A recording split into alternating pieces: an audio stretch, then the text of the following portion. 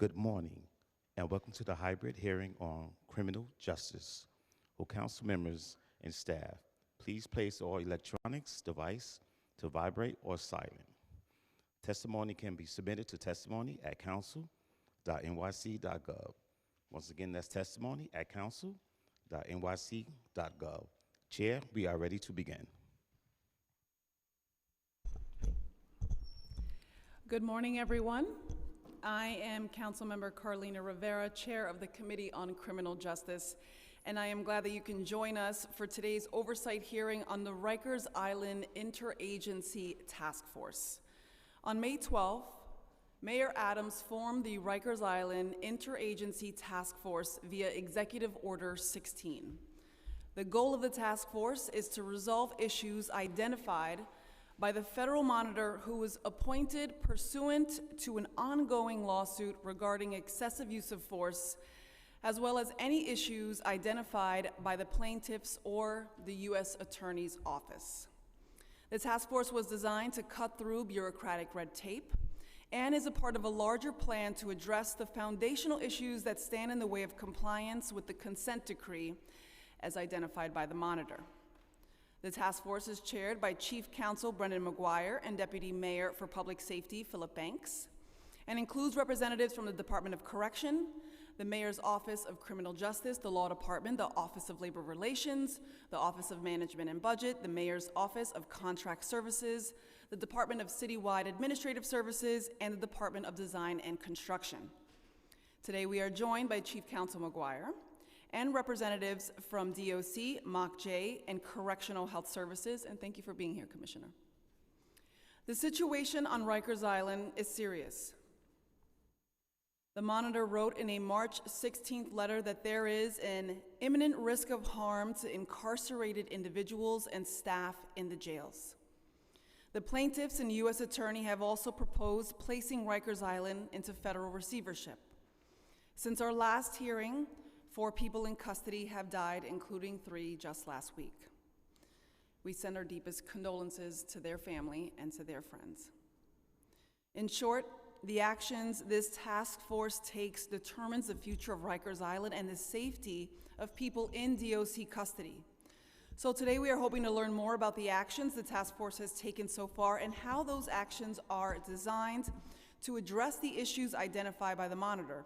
We also want an update on the conditions on Rikers Island. We will also be hearing several bills. Intro 284, sponsored by the Public Advocate, Mr. Williams, regarding social workers in our jails. Intro 349, sponsored by the Public Advocate, Mr. Williams, regarding dyslexia screening and treatment in our jails. Intro 356, which I am the sponsor, regarding a child visitors program for children visiting people in our jails. Intro 357, which I am the sponsor, regarding an electronic case management system to track investigations of sexual abuse. Intro 385, sponsored by Councilmember Caban, regarding reporting on programming and fiscal information. Intro 456, sponsored by Councilmember Powers, regarding the maximum fee for transferring money into the accounts of individuals in DOC custody. Resolution 156, which I am the sponsor, calling on the New York State Legislature to pass and the Governor to sign the Treatment Not Jail Act. We look forward to hearing testimony from the administration, advocates, and the public on these important pieces of legislation. And I want to thank the incredible committee staff, Agatha Mavropoulos and Kishorn Denny, for putting together this hearing. And thank you to all the council members in attendance today, including council members Stevens and Carr. I will now turn it over to committee counsel to swear in the members of the administration. Thank you. I will now administer the oath to all members of the administration. After I say the oath, please wait for me to call your name and respond one by one. Please raise your right hand. Do you affirm to tell the truth, the whole truth, and nothing but the truth before these committees and to respond honestly to council member questions? Chief Counsel Brendan McGuire. I do. Commissioner Louis Molina. I do. Kat Thompson. I do. Chelsea Card. I do. Melissa Guillaume. I do. Deanna Logan. I do. America Canas. I do. And Jeanette Merrill. I do. Thank you.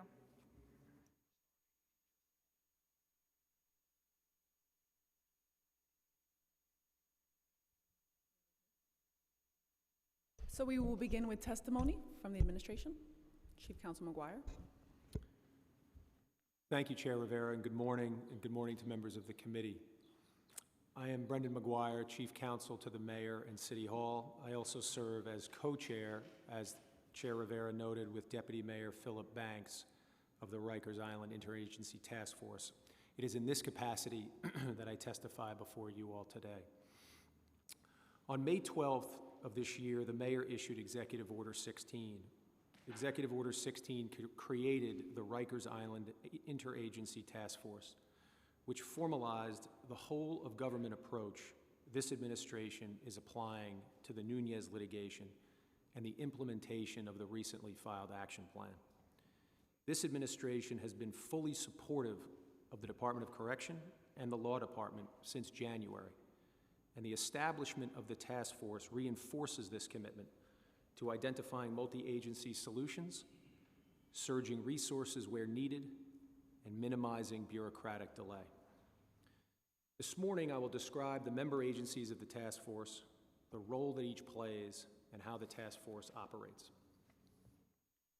Because the task force meets under the direction of the Law Department in connection with the ongoing Nunez litigation, its work is subject to the attorney-client privilege and attorney work product protection. As a result, I may be limited in my ability to discuss some of its work.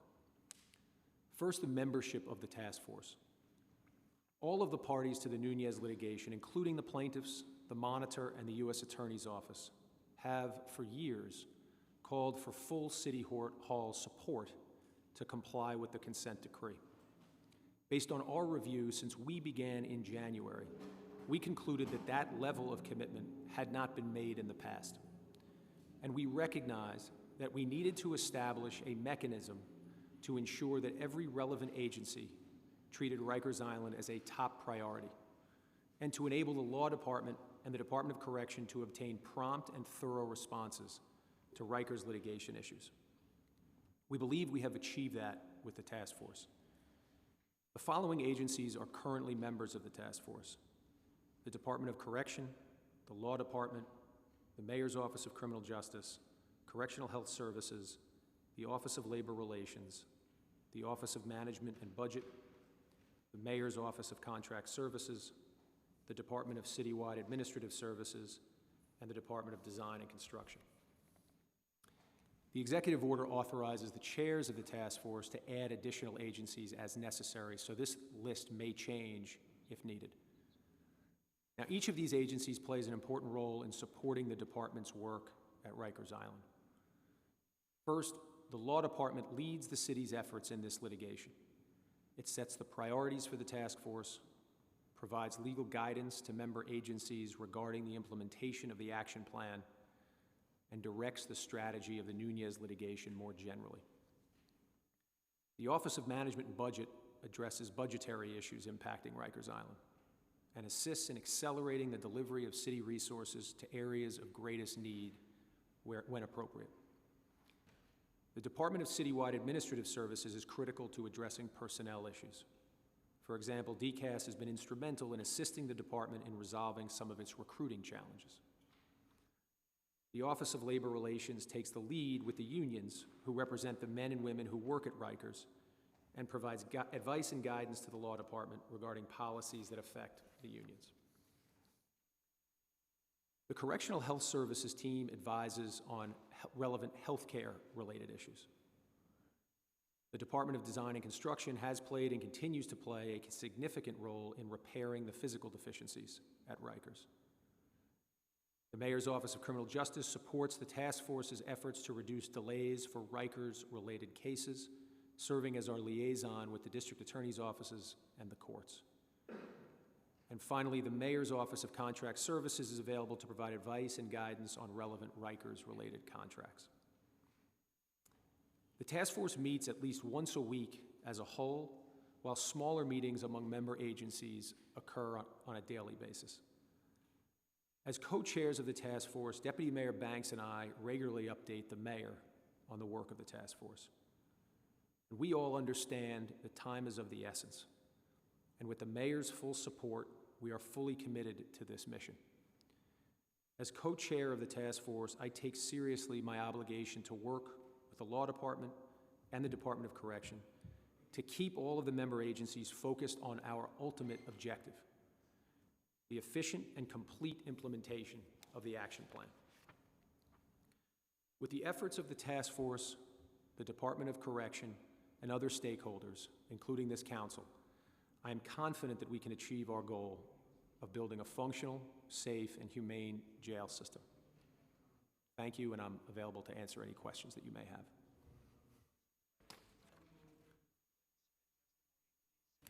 Commissioner Molina?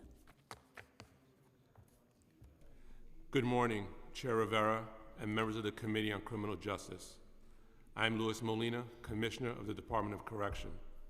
Thank you for allowing me the opportunity to speak with you today about the steps that Mayor Adams and the department are taking to improve the city's jails and to share my thoughts on several pieces of legislation. As the administration approaches the 6-month mark, I would like to take this opportunity to reflect on where we are and what lies ahead. Before I begin, I must acknowledge the recent losses that we have unfortunately experienced. Anibal Carrasquillo and Albert Dry passed away last week while in the department's custodial care, and Antonio Bradley passed away after being compassionate released from the department's custody. It is truly heartbreaking to open each hearing with these kinds of acknowledgments, and my deepest condolences go out to their families and loved ones. Since we last met, we have lost an active duty member of service, Captain Tandra Bowser Williams. Our thoughts are with her family and loved ones as well. Lastly, I, along with the entire Department of Correction family, extend my condolences to Captain Lisa Steele and her family on the terrible loss of her stepson, Darius Lee, who passed away last week in Harlem, his birthplace, while home from college. He was a victim of gun violence, which has become all too prevalent in our city. Earlier this month, the Federal Monitor filed an updated action plan for the city and the department to address the decades of mismanagement that have brought us here today. On June 14, 2022, the court approved this plan and noted that it represents a way to move forward with concrete measures now to address the ongoing crisis at Rikers Island. I want to emphasize, as the Monitor did, that the conditions in the jails today are deep-seated and are not only the result of failures within the department. The failure of our jails represent the failure of a whole system. Accordingly, it will take a concerted effort to move us forward. As Chief Counsel McGuire has noted through his testimony, the Rikers Island Interagency Task Force was created with this goal in mind. It is a citywide initiative created with the full backing of Mayor Adams to support the Department of Correction, as well as address the longstanding issues that have plagued this agency for far too long. Likewise, City Council partnership will be critical to implementing this plan and other strategic initiatives as the department continues to focus on reform. As I stated in my testimony during the department's fiscal year 23 executive budget, I am in agreement with the plan as it supports my vision for the department. I am focused on creating a culture of discipline, accountability, and service to persons experiencing incarceration that will ultimately lead to a safer, more humane jails. Ultimately, my vision is of a jail system that serves the public interest and has earned the public's trust. I know that is no easy task, but I believe the work we have undertaken in just 6 months is proof of concept that will serve as a foundation for the many successes ahead of us. In my first 6 months as commissioner, I've taken coordinated and effective steps to create an agency I envision. At the end of February, just 2 months into my tenure, I instituted a strategic violence reduction plan at the Robert N. Daverin Center, also known as RNDC, to address the heightened levels of violence at that facility. The plan takes a holistic, multi-pronged approach to address the complex issues that have contributed to the increased violence and disorder within the facility. I knew that if we could get it right at RNDC, with arguably one of the most difficult populations to manage, then we could replicate success across the department. The department has implemented changes to housing policies, improvements to staff supervision and accountability, and enhanced programming and services to provide critical opportunities for behavioral change and growth for young adults.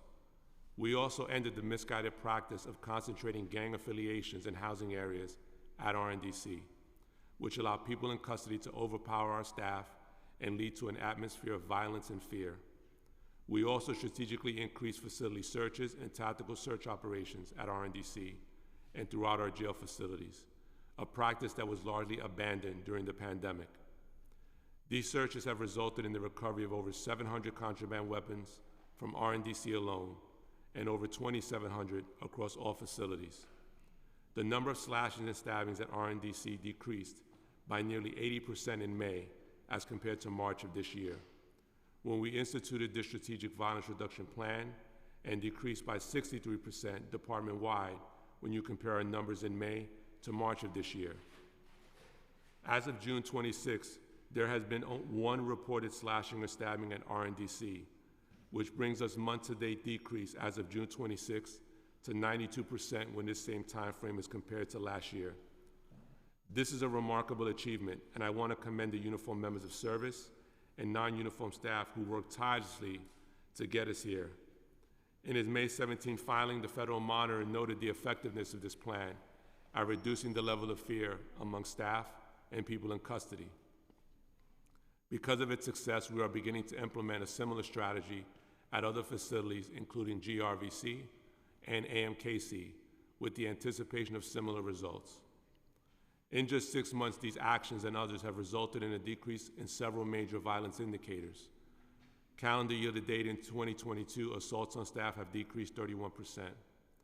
Use of force incidents have decreased by 26%. In May 2022 versus May 2021, slashings and stabbings department-wide were down 44%.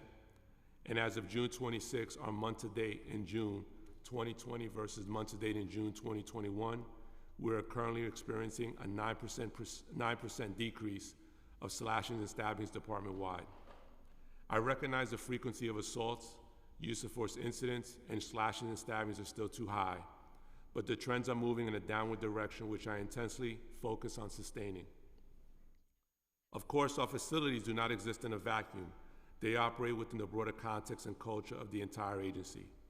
Implementing best practices and sustaining positive trends cannot occur without well-trained staff to perform their duties, along with a timely and meaningful discipline process for those who do not or cannot perform those duties. Since taking office, I have been laser-focused on returning staff to the facilities and creating new leadership structures to support our workforce and address our deeply entrenched organizational health issues. The number of unavailable staff continues to drop and has been reduced by nearly 40% since the beginning of the staffing crisis that began in the summer of 2021.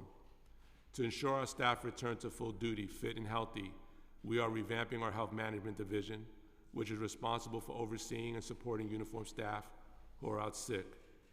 New leadership has begun, reviewing and revising critical leave policies that have allowed abuse to fester and led to crises that emerged over the course of the pandemic. I look forward to sharing updates of these efforts with the Council once they have been finalized in consultation with the monitoring team.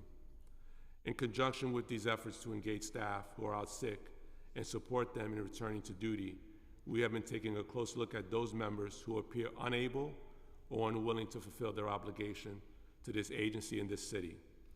In order for the Department of Correction to succeed, it is imperative that expectations for staff conduct are clear and that the consequences for violation and failures to fulfill duty are swift. Per the action plan, we are employing creative recruitment strategies to ensure that critical positions in our trials division are filled with qualified candidates. Filling these positions will enable the department to sustain our current pace and continue to respond expediently to disciplinary matters in the future. Even with limited resources we currently have, we have taken meaningful steps to increase accountability. To date, I have closed out and administered final disciplinary disposition in over 1,400 disciplinary cases, far outpacing my predecessors. Nearly 300 medical incompetency cases have been referred for discipline, which is almost twice the number of cases referred for discipline in the entirety of 2021. Over 150 members of service have been suspended this year for sick leave abuse, and some of those members have been referred to the Department of Investigation for further review. We intend to expedite the processing of more egregious cases to demonstrate unequivocally that these abuses will no longer be tolerated. I believe these initial steps have put us on a path toward improved practices and greater accountability, and I look forward to updating the council on progress in the future. Now I would like to take a moment to highlight a few of the legislative items on the agenda today. Intro 284 would require the department to maintain a ratio of 1 licensed social worker for every 10 people in custody. Fundamentally, I believe we share the goal of providing high-quality programs and services to people in custody that support better responses to conflict when violent behavior emerges, promote skill building, and ultimately reduce recidivism. While licensed social workers serve an important function, they are not the only individuals qualified or best suited to work with our population. DOC currently employs or contracts with many passionate individuals who do not meet the definition of social worker, yet provide invaluable services to our population, such as our credible messengers. The skill sets that various professionals have make them ideally suited for this work. These committed individuals come from diverse backgrounds, experiences, and training, which result in their work being particularly effective with the population in custody that they serve. As drafted, this legislation would make licensure for social work the singular overriding factor when considering who is best equipped to work with the jail population, which limits our ability to hire a diverse workforce with relevant skills and lived experiences.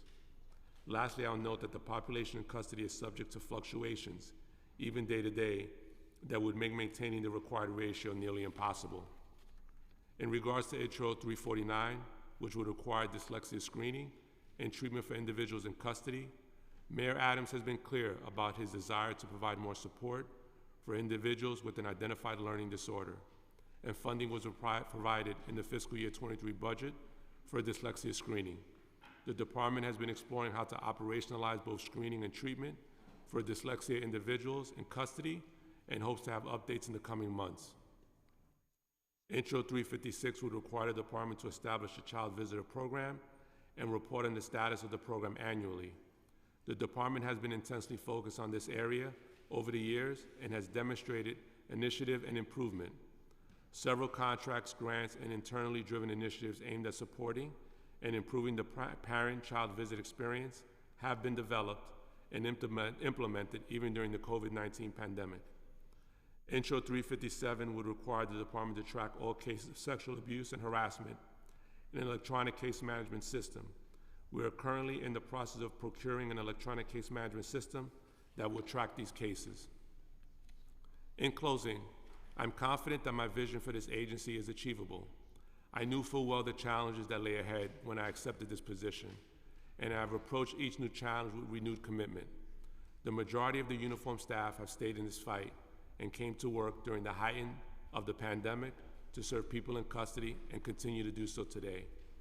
In the past 6 months, several passionate and committed men and women have joined my leadership team in a fight to reform our jails, with more to follow. I believe in the work. I know that members of the council do as well. I'm confident that our shared desire of reforming the department will continue to move us in this direction. Thank you for the opportunity to speak today. My colleagues and I are available to answer any questions that you may have. Thank you so much for your testimony. I have quite a few questions, so I will try to be as concise as possible. So let's talk about the task force for a little while. I didn't really hear much information. I realize it's new. I realize you might have some concerns over security or attorney-client privilege. However, clearly the public deserves to know what the task force is doing, expectations, goals, and then implementation, of course. So is the task force fully up and running at this point, and how has the task force defined measures of success, and how will that be reported back to the public? The task force is up and running at this point with the agencies that I described earlier. The touchstone of the task force work is the action plan. That is the way forward. The court has recognized that in agreeing to file it, and obviously in agreeing to allow the commissioner and his team, along with the law department, to work toward the goals and the metrics that are set forth in the action plan. Our focus at the task force is to do everything possible beyond the Department of Correction, beyond the law department, to support those two agencies that are taking the lead in the implementation of the action plan. So so goes the action plan, so goes the task force. In other words, we do not have a separate mandate here. We are not working on some kind of separate task. We are focused here in supporting the department and the law department in the efficient and complete implementation of the action plan. So how does the task force compare to the interagency division within the Department of Corrections? How often do they meet, and what are the bureaucratic red tape items that the interagency task force is attempting to supersede? So to be clear, the task force is a collection of the relevant agencies that are external to the Department of Correction. And obviously, if this challenge at Rikers Island is going to be solved, it is going to require a whole lot of work from agencies and from people outside of the Department of Correction. That much is clear. There are many city agencies whose work touches on Rikers Island, and we recognize that. The question is, how do you set up a mechanism so that every one of those agencies, who have many other missions every day, to ensure that those agencies treat Rikers Island as a priority on a daily basis, given the crisis there? And that's what this task force is designed to do. And so through regular meetings, as I noted earlier, we meet at least once a week as a whole task force. But then really the work gets done in earnest in between those meetings with smaller groups that are meeting to tackle various issues. So for example, you have different types of issues that cut across agencies. You have issues relating to the physical plant at Rikers.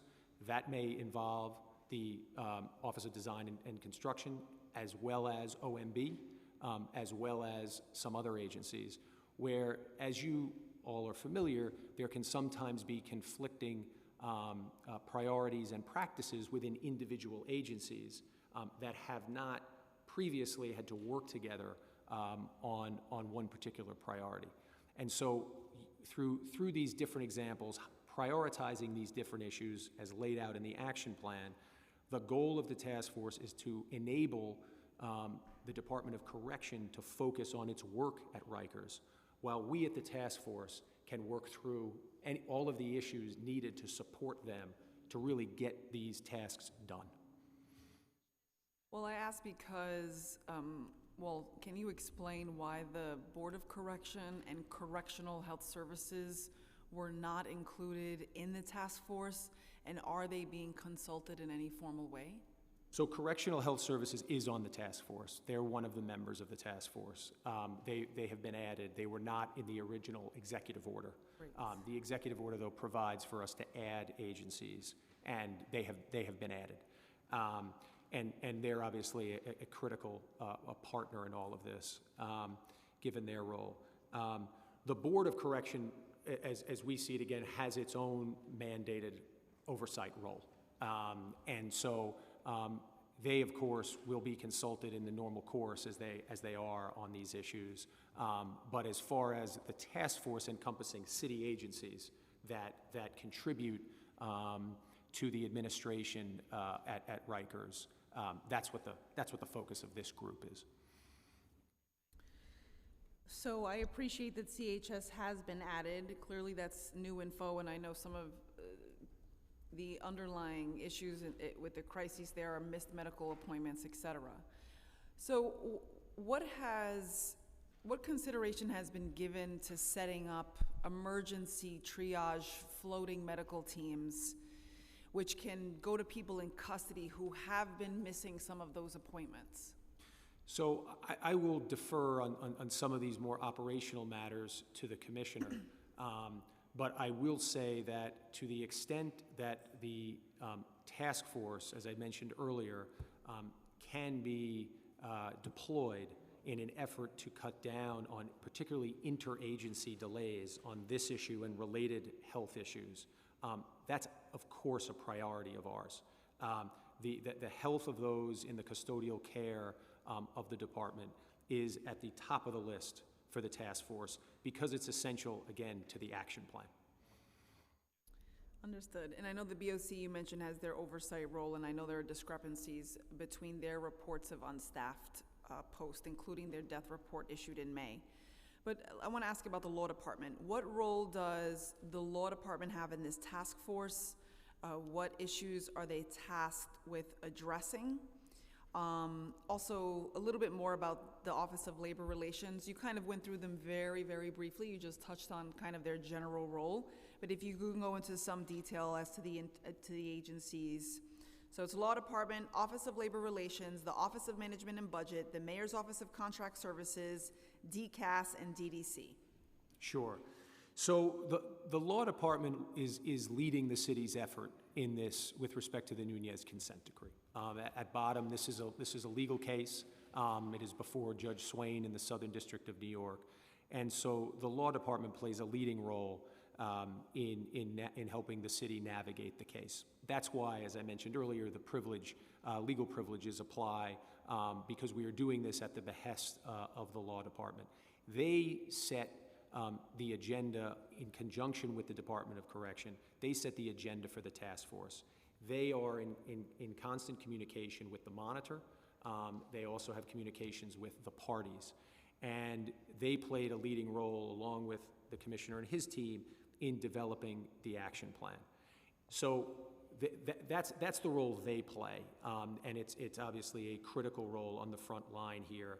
And we are guided by the priorities that they set from a legal standpoint in terms of navigating the ongoing case, and we are guided by the operational and policy priorities set by the department. So that's the role of the law department. With respect to the other agencies that you named, so starting with Office of Labor Relations, of course, the relationship with the unions that represent the men and women who work on Rikers Island is an essential step here. And much has been made in the past about potential impediments that the agreements with the unions may pose for purposes of reform on Rikers Island. What's critical is to separate what are really issues and what are perceived issues in this context. And that's why, as part of the task force, we have the experts in our Office of Labor Relations to ensure that the city is accurately informed about what these agreements say so that we can have efficient and productive conversations with the unions as we work forward in trying to do everything we can to work with them as appropriate in working through these issues. I think too often, if we attempt to sort of to do this on our own without a dialogue with the unions, without being sensitive to the requirements in the agreements that the city has with them, this will not be as productive and efficient a process. With respect to the other agencies, OMB, I think, is fairly self-explanatory in the sense that what we want to avoid is any delays there in terms of funding, in terms of understanding how we can get resources as quickly as possible. Because again, it's not just about funding Department of Correction in a lot of these cases. If you're talking about DDC and their role with respect to the physical plant at Rikers, that's obviously going to require the role of OMB. So they're an essential agency in this as well, and ensuring that there are no keeping the internal delays there minimized as possible. And then I don't know if you wanted me to go through, Chair, any of the others. I lost track of your list. Were there any other particular agencies that you named that I hadn't touched on yet? I mean, that was helpful. I guess I look forward to, well, actually, let me just ask, how does the task force plan to maintain transparency and integrity in the due process of holding correction officers accountable? And will the task force be issuing any public reports on their efforts? So just to take your second question first, the efforts of the task force are going to be reflected in the action plan. There will not be a separate document or separate deliverable from the task force. As the action plan indicates, it references the task force explicitly. And so the priorities of the task force and the work of the task force, just as the work of the department, will be reflected in action plans and in other court filings that the law department makes in the interim as we work to implement the action plan. I'm sorry, did you mention any public reports? The public reporting will be reflected in the documents filed publicly by the law department with the court in connection with the case.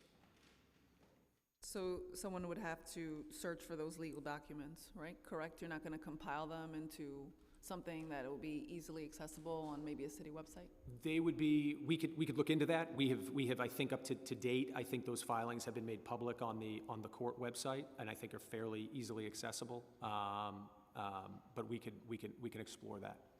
I mean, there's no doubt I can count on a few, reporters and media that have really taken on this issue in detail. However, it's something easy for the public to consume, digest, I think would be beneficial. All right, so just a couple questions to the Department of Correction, because I know I have colleagues who would also like to ask questions. Thank you very much. So how many posts were, Commissioner Molina, how many posts were unstaffed yesterday, or what is the most recent date for which you can provide data? So what I can tell you about unstaffed posts is back in September of 2021, we were averaging about 110 per day of posts that were unstaffed. That number has come down significantly since then, and we're averaging at the start of a tour around mid-20s, where there may not be any floor officer in a particular housing unit. What then is triggered is our emergency operations center is up and running, and we begin to redeploy officers to those unstaffed posts with the goal of bringing that number down to 0 through the course of the tour. So how many staff are prevented from having contact with detainees due to a pending disciplinary charge? How many staff were in that status for more than 6 months, for more than a year, for more than 2 years?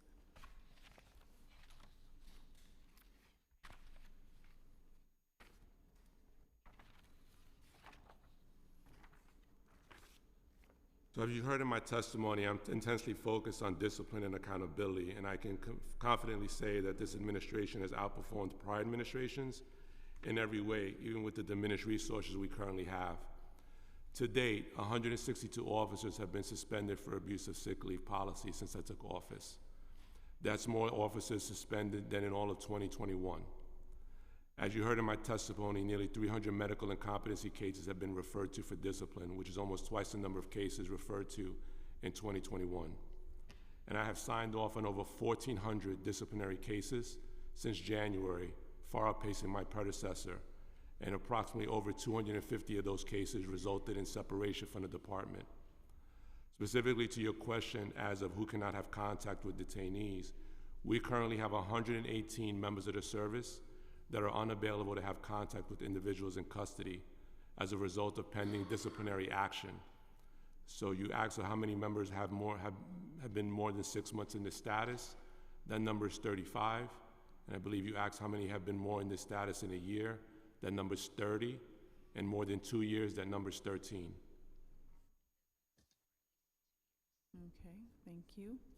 Because BOC has been asking for staffing data since February, and as of their last meeting on June 14th, they are still requesting staffing data from the department, including information by facility on how many COs call out, how many posts are unstaffed, how many COs are working triple shifts. Why is this information not being provided to BOC? And we're of course disappointed that BOC could not join us today. That we know they have extremely limited resources, and given that they were not included in the task force, unfortunately, had no updates to share with us about communication or collaboration with DOC in relation to the task force. So if you could just let us know, since June 14th, has there been any contact, and why has that information not gotten to BOC? So I have regular contact with the Board of Correction members or their executive director. We do provide the Board of Corrections with the same staffing data that we provide the Federal Monitor. So, they have made requests for other nuances of data. You have to keep in mind that our department is a very paper-based driven department. So we are looking at technologies that can improve not only our scheduling, but our ability to track individuals, where they're going to be on post and at what time. And we would be happy at that time, as we evolve our sort of tracking system to be able to do that, to share that with the Board of Corrections at that time. But at this time, we're providing them with the staffing data that we provide also the federal monitor. So this new technology that you're bringing into the department, it's also going to include an electronic case management system that are going to track sexual abuse and harassment cases? Well, that's different. An electronic case management system is really to manage sort of the investigative pace of cases and what the outcome of those cases result will be. Absolutely. That's different than we're looking at employing a scanning technology so that we know when a particular officer goes to a housing unit, we can know where all of our officers are deployed to.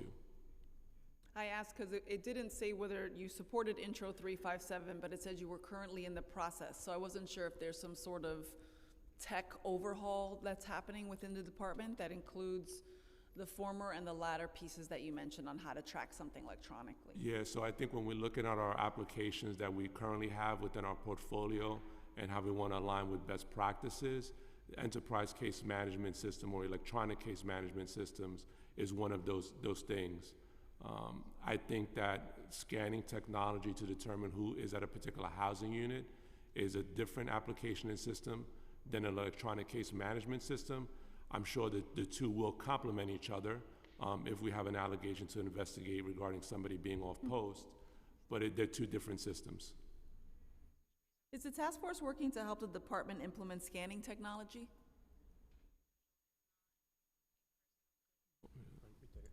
I'll take that. At this point, obviously the updating the department's resources and ensuring that it is leveraging technology is certainly an issue that the task force is focused on. In terms of specific technologies, we are prioritizing those based on the department's the needs that the department lays out for us. And at their last meeting, BOC reported horrendous conditions in the intake area of EMTC. A key concern is that individuals are not being transferred to their assigned housing units in a timely manner, causing overcrowding. How is DOC addressing this issue? So at this time, EMTC is a facility that is best suited to process new admissions.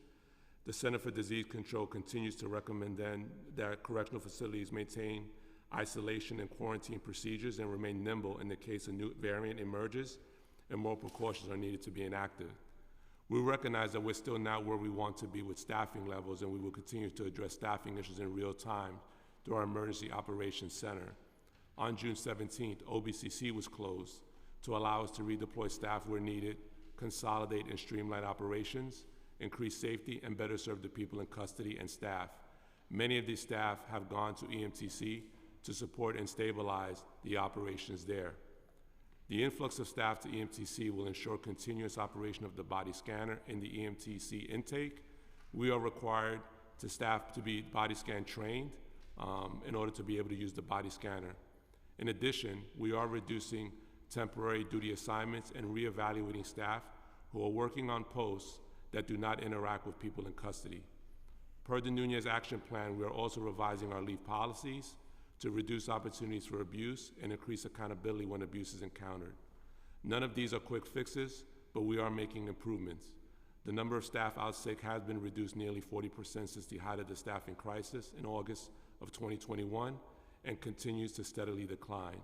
In addition, the total out sick number has dropped from 1,000. As of June 27th, our total out sick number was 908. So all of this allows us to move forward to make sure that our facilities are working robustly to include EMTC.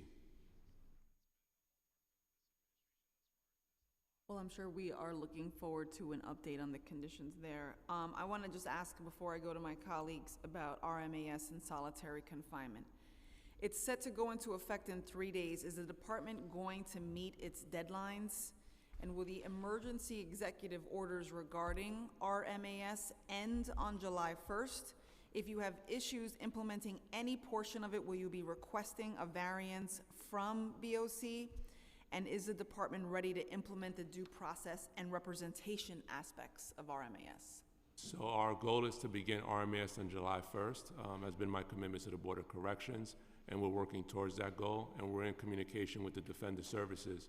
As per the action plan, RMAS is a restrictive housing unit.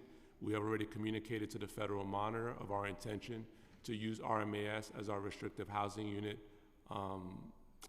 process, and we have communicated that to the Monitor as well. Okay, so you're ready for 3 days implementation. Understood. I'm gonna go to my colleagues. I do have a few more questions, but I wanted to ask, I believe, okay, we're gonna go to Councilmember Stevens and then Councilmember Hanif.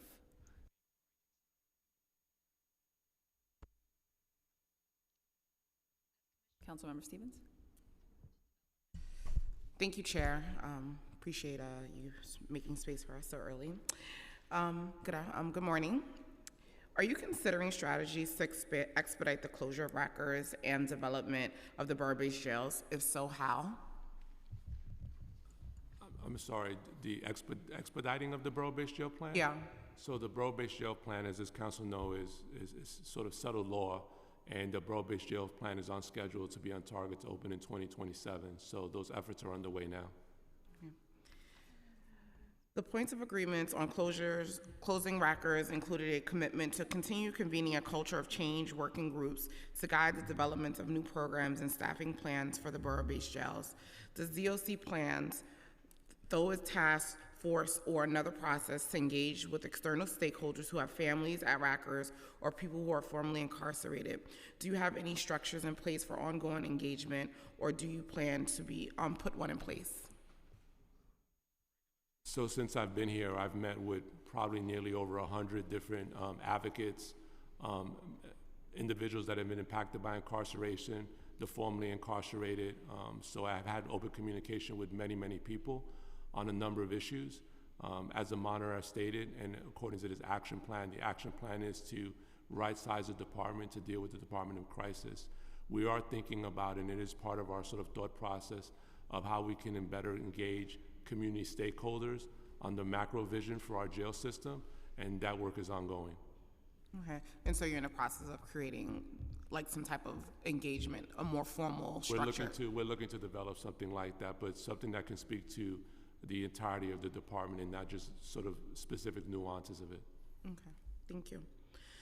You may be aware that the points of agreement, the plan to close Rapture Islands include a commitment to develop a 380 additional supportive housing beds for people with behavioral health needs who frequently cycle in and out of jail, called Justice Involvement Supportive Housing.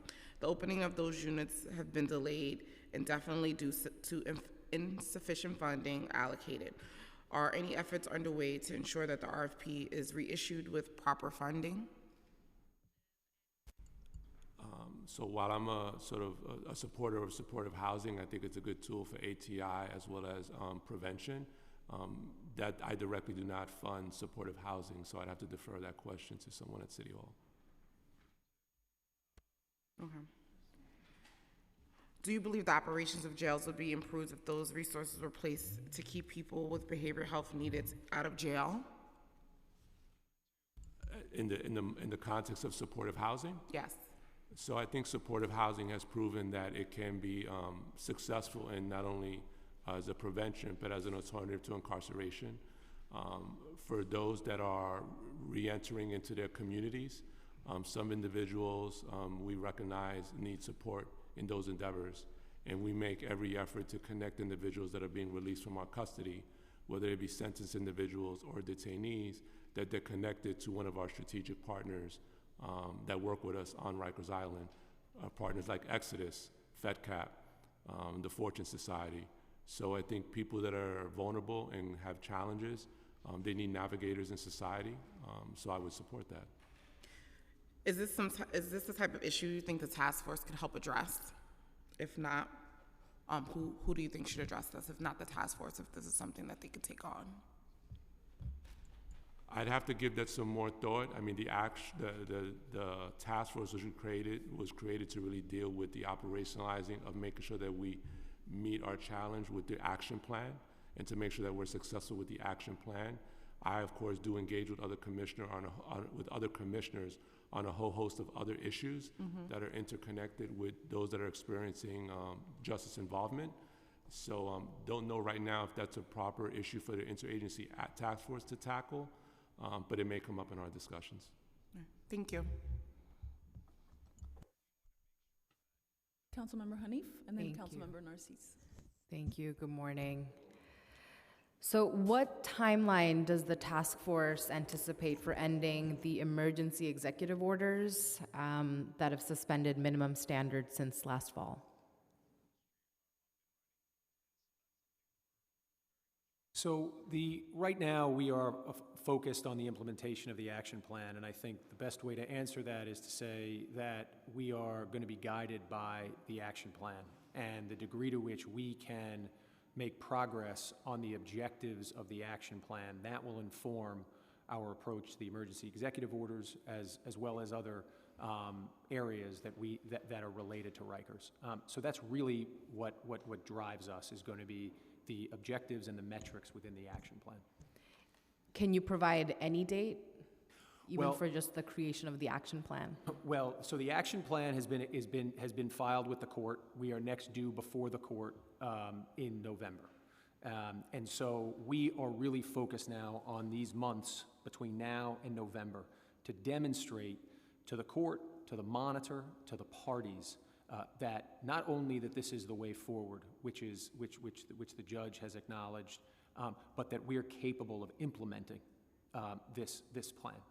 And that's really our focus. And so everything else related, as you say, and as you referenced to the emergency executive orders, everything will be, the timing on everything else will be driven by our timeline in implementing and executing on the action plan. So then, based on that, has the task force identified reasons that the DOC, with the higher ratio of uniformed officers to people in custody than any other jail system in the nation, is currently unable to meet minimum standards? Like, November is a long time away. What's being done right now to streamline that and expedite? So you're exactly right. November's a long time away, but we are every day acting with urgency. There is no sense of, we cannot wait until November, and we are not. We have been acting with urgency since the beginning of this year. And so what we do with respect to this issue, as well as all of the other issues that are addressed by the action plan, is on a regular basis, we are in dialogue with not just the department, but of course other agencies that may bear on these issues, to ensure that any contributing factors to these standards and to any of these other issues that can be addressed, in which we can support the department by assisting with other agencies, that we're doing that. So without being able to get into specifics in terms of this specific issue and what we're doing today, I can say that it is certainly a priority for the task force. And what we're doing is doing everything we can in supporting the department in executing on the provisions of the action plan that relate to this issue. Can you more specifically name the contributing factors you've identified? I'm going to defer on that, just because we're in the process of discussing that, and we're discussing that internally. We're discussing it also, obviously, with the monitor. But needless to say, there are a variety of factors here, and to the extent there are any that can be alleviated or eliminated based on work based on the inputs of other agencies, the task force is going to address those in an effort to support the department. The department obviously has its own challenges with respect to this issue that it's focused on.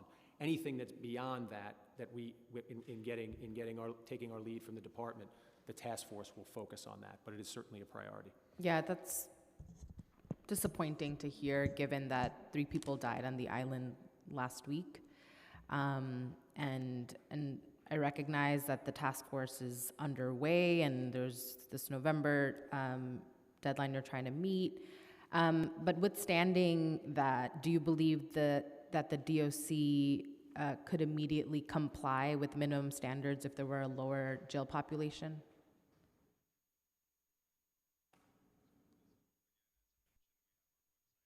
So the Department of Corrections doesn't control the jail population. People are sent to us from the courts, either as pretrial detainees and remanded to us, or are given some level of monetary bail. And then we have a small percentage of individuals that are sentenced in our custody. So, population management is important. We have received commitment, and we are working with MOCJ to work with those respective district attorneys to make sure that those that have been in our custody long-term, we can get their criminal court cases adjudicated so that they can sort of move forward in their justice process. I have also exercised my ability as commissioner to use my 6A powers to release 51 people out of custody and to work with our case managers and community providers. That far exceeds my predecessor's efforts in that vein. So of course, anything that we can do to manage our population so that it doesn't unnecessarily rise is important. Thank you. Chair, do I have the permission to just finish my line of questioning? Mary Yehuda died at the Rose M. Singer Center on May 18th. Could you share where DOC failed?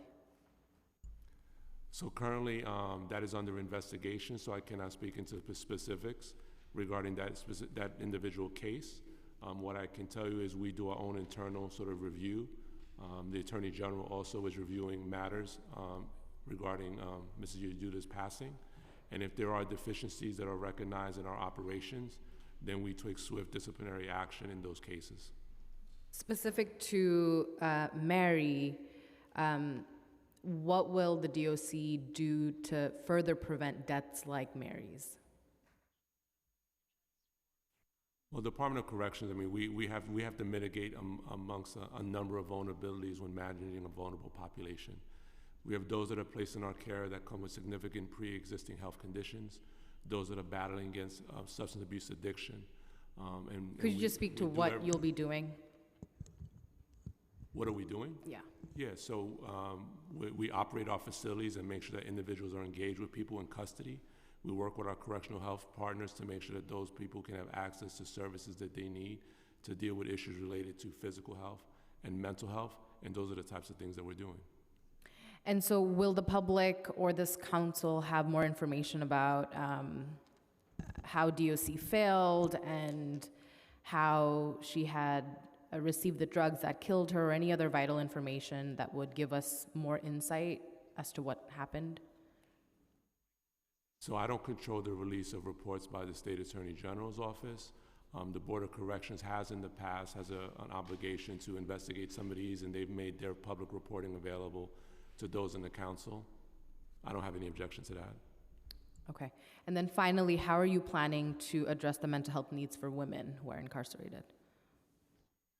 Well, the mental health needs of everyone in our custody is important. We do have a lot of robust programming when it comes to the women that are placed in our custodial care.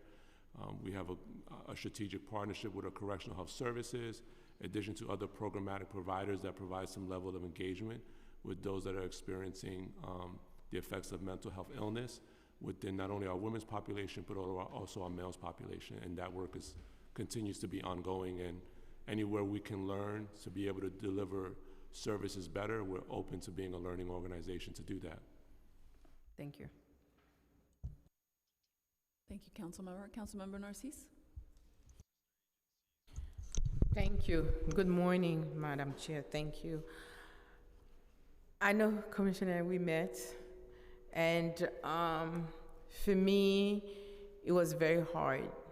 And I would say thank you to Chair Rivera that took us for the trip. And one of the things, as a nurse for over 3 decades, when I go somewhere and seeing people are being treated like worse than animals, because we don't put animals right now in cages, but we seeing those young folks looking terrifying, looking like mental health should be our priority.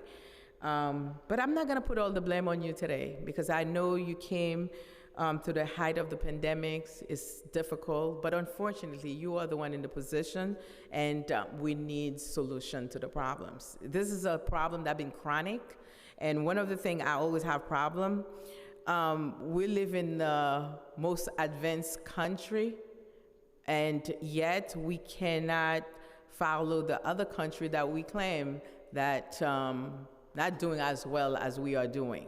But yet, the way we're treating our incarcerated folks, that means we have to keep on pressing and to do better.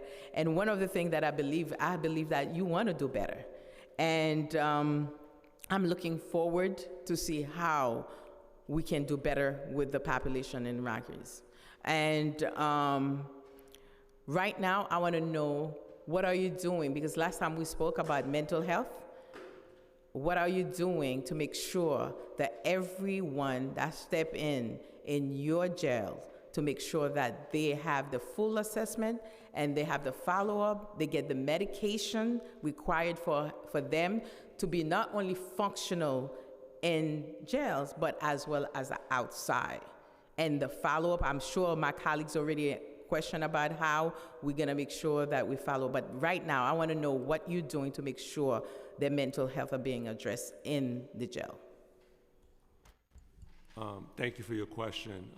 If I can just parse out some of it. First of all, I think our criminal justice system in this country, specifically jails and prisons, in no question, needs reform and evolution as a holistic approach to how we manage our incarcerated population in this country. I think when you look at what we've done at RNDC, which was our most volatile facility when I first was appointed, and our strategic violence plan regarding RNDC was not just about safety and security. While it's important that we have a foundation of safety and security, it was a multi-pronged approach, working with our partners, which are nonprofit providers that are providing services to the community that's incarcerated, specifically credible messengers, making sure that we had our faith-based community involved with that group of young men that were responding in violence to issues of disagreement. And I think what we've yielded there has been a blueprint for how we can move forward with managing a very volatile population very humanely. In April of this year compared to April of last year, we saw slashings and stabbings go down 24%. In May of this year compared to May last year, they were down 64%. And month to date in June compared to June of last year, they're down 92%. We've only had one slashing and stabbing in RNDC since June 26. That is a remarkable improvement from where we were back in March at the height of when we saw violence creeping up, because we were rebalancing our housing units so that they weren't gang-affiliated housing. As it relates to providing individuals with care to address their mental health issues, we work with our correctional health service providers. They're strategic in this partnership with us in making sure that they're assessing individuals, providing for patient care where needed, to include medication management for these individuals. And I can tell you that we have improved significantly our medical production as it relates to not having staff available to produce individuals, to either go to some level of medical appointment, whether that appointment is dental, physical health care, or the distribution of medication. And we've made efforts in meeting with CHS more frequently on a daily basis, having huddles with CHS leadership at the facility level, meeting with our facility leaders or wardens to make sure we can anticipate any challenges that may be coming our way so that we can provide access so that patients can receive the services that they need. I thank you, but we had a situation that we spoke about, the staffing issues, like being out sick. I was reading that you make some steps, but what do you have learned from them that why they're not reporting to work, they're always out? Thank you for the question. So I think it was a combination of a couple of issues of what I've learned over the last 6 months. First and foremost, this department historically did not have an organizational health strategy in order to address the needs of the people, its workforce, both uniform and non-uniform. Going through a pandemic had a disastrous impact on our workforce because they were not immune from it and didn't have the luxury of telecommuting and working from home, because they still needed to manage a very vulnerable population that was in our custodial care. In addition to that, there was no real accountability that has ever existed over the last 8 years when it came to poor performance or staff not meeting expectations. That's not specific to sick leave related issues. It stems from a whole course of issues. And as you can see, since I've been in office, I've finalized and closed over 1,400 disciplinary cases. In some of those cases, people separated from service because this may not have been the right job for them, or we felt that their performance was bad enough that they should not be with the department anymore. But in the majority of cases, what we were able to do is provide progressive discipline, training where needed, to support staff to move forward in a better direction with their career as correction officers. What we have seen since the height of last summer is a nearly 40% improvement of staff that are being out sick. I referenced earlier in my testimony that our staffing numbers overall for people that are out sick has hit under 1,000. We're at about 908, I believe was the number this morning, which is a significant way of where we were last summer dealing with these issues. So we're talking about human behavior. We're not going to punish our way out of this, but I could tell you the majority of our uniform and non-uniform workforce came to work to provide services to a very vulnerable population when others in our system that we generally depend on didn't have the availability to be able to do that. I want to say thank you, but Chair, there is a question that CM Chris Marte sent to me. Can I ask it for him? Is that okay? All right.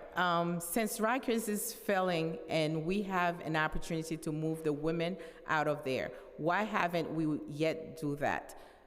That's Council Member Chris Marte that want to know, and Lynn Schulman. They recently sent a letter asking why the women cannot be relocated from Rikers to MDC for a women-only facility and not the Queen Co-Ed facility. When do you plan to respond to that letter? And second, has the city done a feasibility study to alternatives to the new mega jail in Chinatown, and can it be released to the public so we can take a look to see how possible it is to move the women-only facility there? Thank you for relaying Councilmember Marty's question. As it relates to his letter, I'm sure a response is being prepared to respond to the Councilmember Marty's and other council members' letter regarding the women. As of right now, a borough-based jail plan was passed by the previous administration and council, and in that borough-based jail plan, women will be relocated to the Queens Kew Gardens facility, and that plan is moving forward that way. I'm always open to listening to other suggestions that others may have if we could do things better. But as of right now, that is the plan that was voted on and passed, and that's how we are moving forward. So can you kindly answer to my colleague's letter? Because apparently that's what they want to know, why they sent the letter and no response. So we're working on a draft to respond to the council member's letter, and as soon as we have that finalized and done, we will be sending it to them. So do you know when, approximately? It's being worked on, and as soon as we have it available, we'll send it. I'm sure it'll be in short order. All right. Nice seeing you. You took your Nice job seeing you too. seriously. I see you getting a little age there, so don't let it, we just want the things to get done. Yeah. So please, let's make the jail as a rehab place, not a place of punishment, because we want folks to come back and be able to function in our community, and that's what we're looking forward to do. No, thank you for your support. I appreciate it. Thank you. Thank you, Councilmember Narcisse. Certainly, we all want everyone to take care of themselves. So let's stay on the women for a second. There are roughly 300 women and gender expansive people at Rosie's, at the Rose M. Singer on Rikers. We know that this population often has unique needs. The overwhelming majority are mothers and primary caretakers for their children. Many are survivors of domestic violence or they have mental illness. Who on the interagency task force will be the point person to address the needs of women and gender expansive people at Rosie's, excuse me? So this will be, of course, an issue that will be led by the department and the commissioner. But we will also work as needed with members of the task force, whether it's with Correctional Health Services, whether it's with, as I said earlier, OMB, to discuss with them whether additional resources are needed in this area, or any of the other agencies that are part of the task force at this point. As the commissioner has said, the health, and in particular the mental health of those in the department's care is a priority for the department, but also obviously for the task force. So this will be, of course, this is oftentimes led by the medical professionals, and we will do everything we can to support them in getting what they need. Well, the borough-based jail plan would relocate women and TGNC NBI people from Rosie's to that new Kew Gardens facility that you mentioned that has shared spaces with men. There are calls to instead relocate them, including one location proposed to Lincoln in Harlem. Does the interagency task force plan to look at any alternatives to Kew Gardens? I guess that leads also to the feasibility of that. So if you're asking about the task force, we have not been focused on the borough-based jail plan generally. As I said, our focus is on the action plan and focused on what we need to do to address the monitor's concerns and the party's concerns in the Nunez case. We are interested in any sort of proposals or alternatives that might be on the table, so we would love some sort of report back in 30 days, if possible.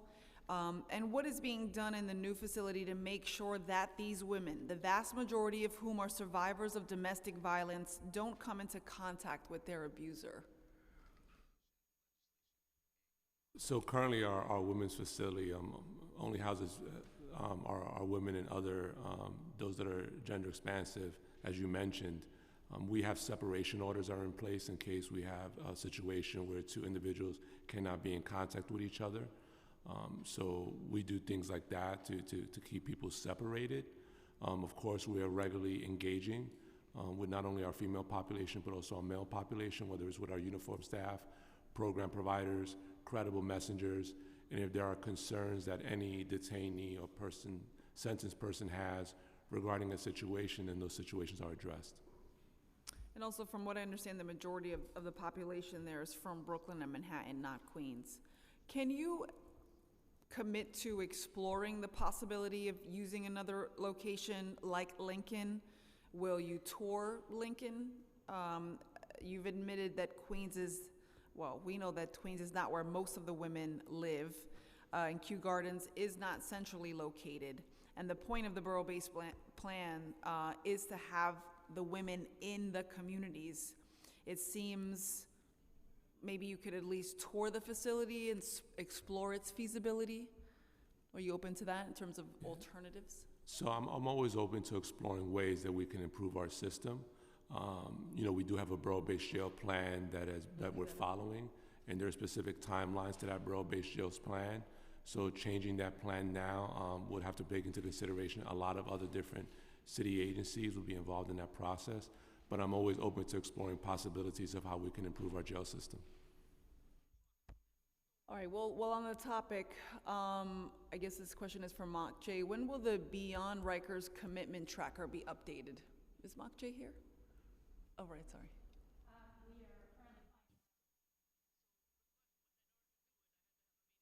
You're finalizing the language and hope to have it by when?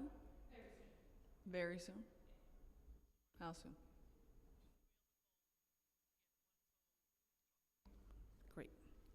I know they're also expecting you next door, maybe, Mok J. Just one for a point for Councilmember Farias. Okay, a couple just more questions, and I thank you. I realize how much time you've given us. We appreciate it. Just on the subject of doors, how many cell doors have been replaced in the past month?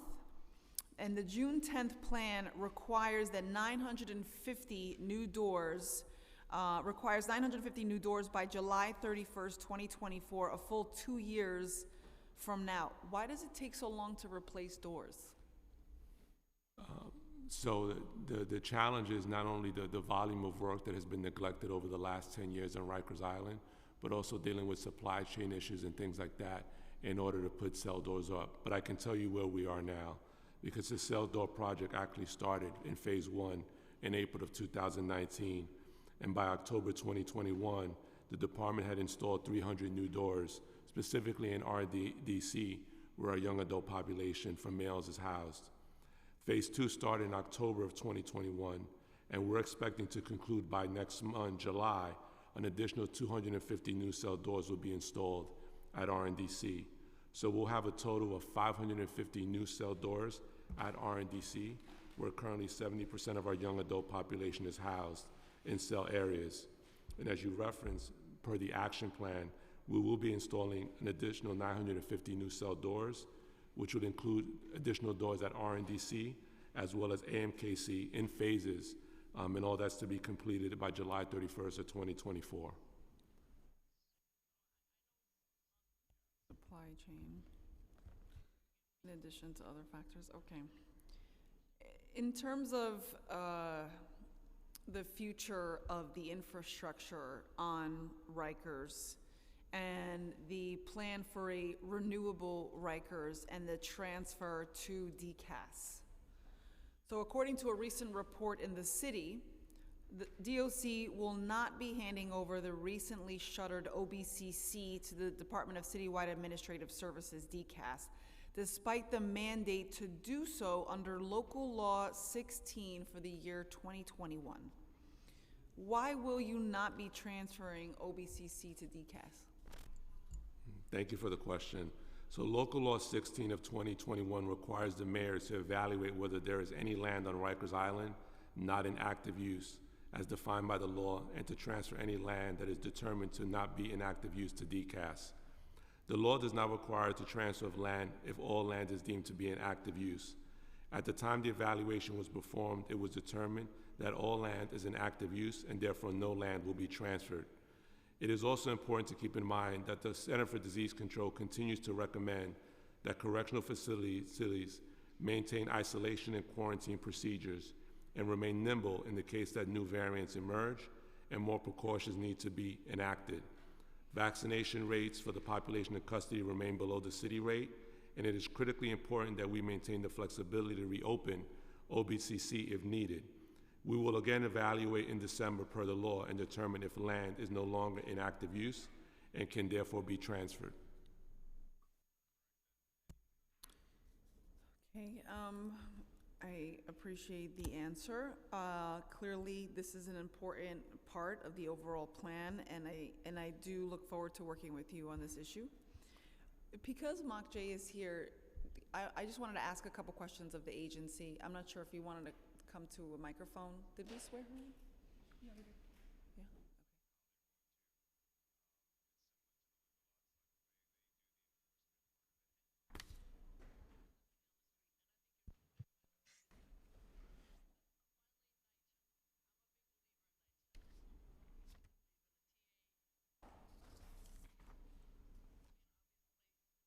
Thank you so much for being here. So what role does MOCJ have in the task force, and what issues is MOCJ tasked with addressing? Good afternoon, Chair. Deanna Logan, Director MOCJ. Thank you very much for your question. MOCJ, like our sister agencies, is supporting the task force. We are liaisoning with the Office of Court Administration, with the district attorneys, in our role as the coordinator for case processing. We are working to make sure that we are clearing the log jams that have had individuals on Rikers for extended periods of time. We are also making sure on the front end that our pre-trial programming is accessible and clear to judges so that they know that they are alternatives rather than setting bail and sending individuals to Rikers. So in the June 10th Rikers plan approved by the court, MOCJ is tasked with providing district attorneys and the Office of Court Administration with a list of individuals who have been held pre-trial for over a year. And how will MOCJ encourage the DAs and OCA to prioritize such cases? Has this list been produced yet, and how many people are currently on the list? So MOCJ has identified for each borough, with the exception of Staten Island, who has a much smaller population on Rikers Island, approximately 5 high-profile individuals who are the individuals that have been identified as being engaged in the most amount of violence on Rikers Island. Those individuals were provided to the DAs, and they're working to expedite those cases in order to also assist DOC in having less of the violent behavior that they are already starting to reduce. So that's 5 high profile on every borough, or just general? For each of the four Except Staten boroughs, Island. with the exception of Staten Island. Understood. Will you be establishing population review teams to expedite consideration of cases? We'll work with the DAs to figure out the best way to review population. Right now, we have a standing Tuesday meeting where we meet with the district attorneys to review both gun cases and individuals who have been on Rikers for extended period of time, those being a year or more. So the plan to close Rikers included a commitment to develop 380 additional supportive housing beds for people with behavioral health needs who frequently cycle in and out of jails, called Justice Involved Supportive Housing. The opening of these units has been delayed indefinitely due to insufficient funding allocated. Does the administration have any plans to allocate the additional $6 million to make this program viable and reissue the RFP? So we have been talking with all of the agencies that are involved in the quote-unquote JISH housing, as it's referred to, and also reviewing with the Office of Management and Budgets. And once we are updated as to where we stand on that processing as well as funding, we will be able to let the council know what the forward movement is for that. Well, I look forward to an update on that. I do think the administration should certainly be committed to something this important. So thank you both for your time and for your answers. And I don't know if my colleagues have any additional questions? I'm good, except that we have to focus as jails as a place for rehabilitation, not for punishment, because those are our brothers and sisters mostly in there, and mental health need to be addressed. That's my point. Thank you. Absolutely, council member. And I know CHS is here, and so they certainly take that very, very seriously, especially with some of the recent deaths, and of course the mental health issue, the missed medical visits, and hopefully the task force will be fully committed on focusing on that issue of missed medical appointments and implementing any triage that is necessary. So with that, I will thank you for your testimony today. All of you, thank you to the administration for being here. Look forward to the updates and to working with you. Thank you very much.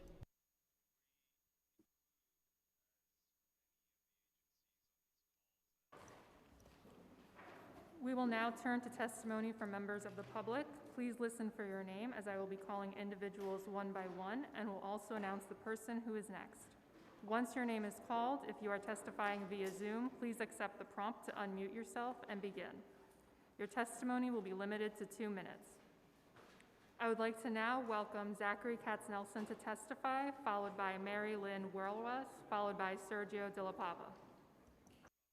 Time starts now. Hi, good morning. I'm Zachary Katz-Nelson. I'm the Executive Director of the Littman Commission. Thanks for the chance to testify. Thanks for holding the hearing. Really faced with two urgent tasks. One is ensuring everyone in the jails is safe, and then closing Rikers forever.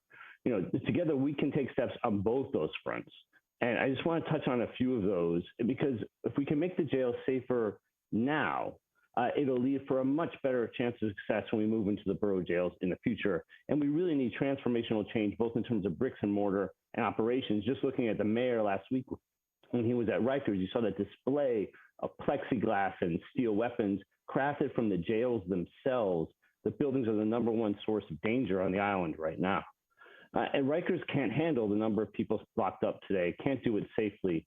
Some discussion, really appreciate the questions about population review teams. We really feel that is a key effort. It's not just about meeting with district attorneys, it's bringing all the parties together who work on these cases to find a solution. First and foremost, does someone need to be incarcerated? Second, can we resolve their case?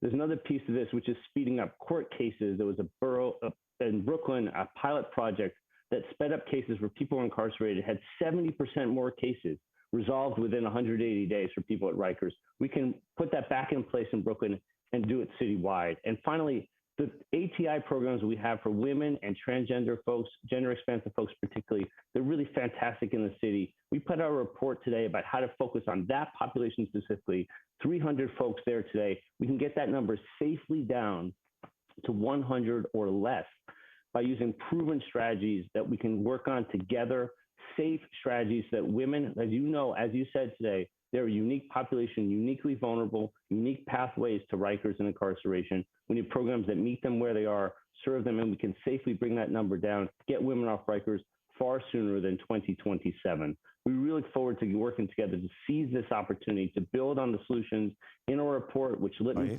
Commission put out today with the Women's Community Justice Association, Center for Court Innovation, and Data Collaborative for Justice, John Jay. Together we can get this done. Thanks so much for your time. I appreciate it. Thank you. Next, we will hear from Mary Lynn Whirlruss, followed by Sergio De La Pava, followed by Julia Solomons. Time starts now. Good morning. Thank you very much, Council, for holding this hearing today, and thank you to the committee members who have introduced such important legislation to safeguard the jails.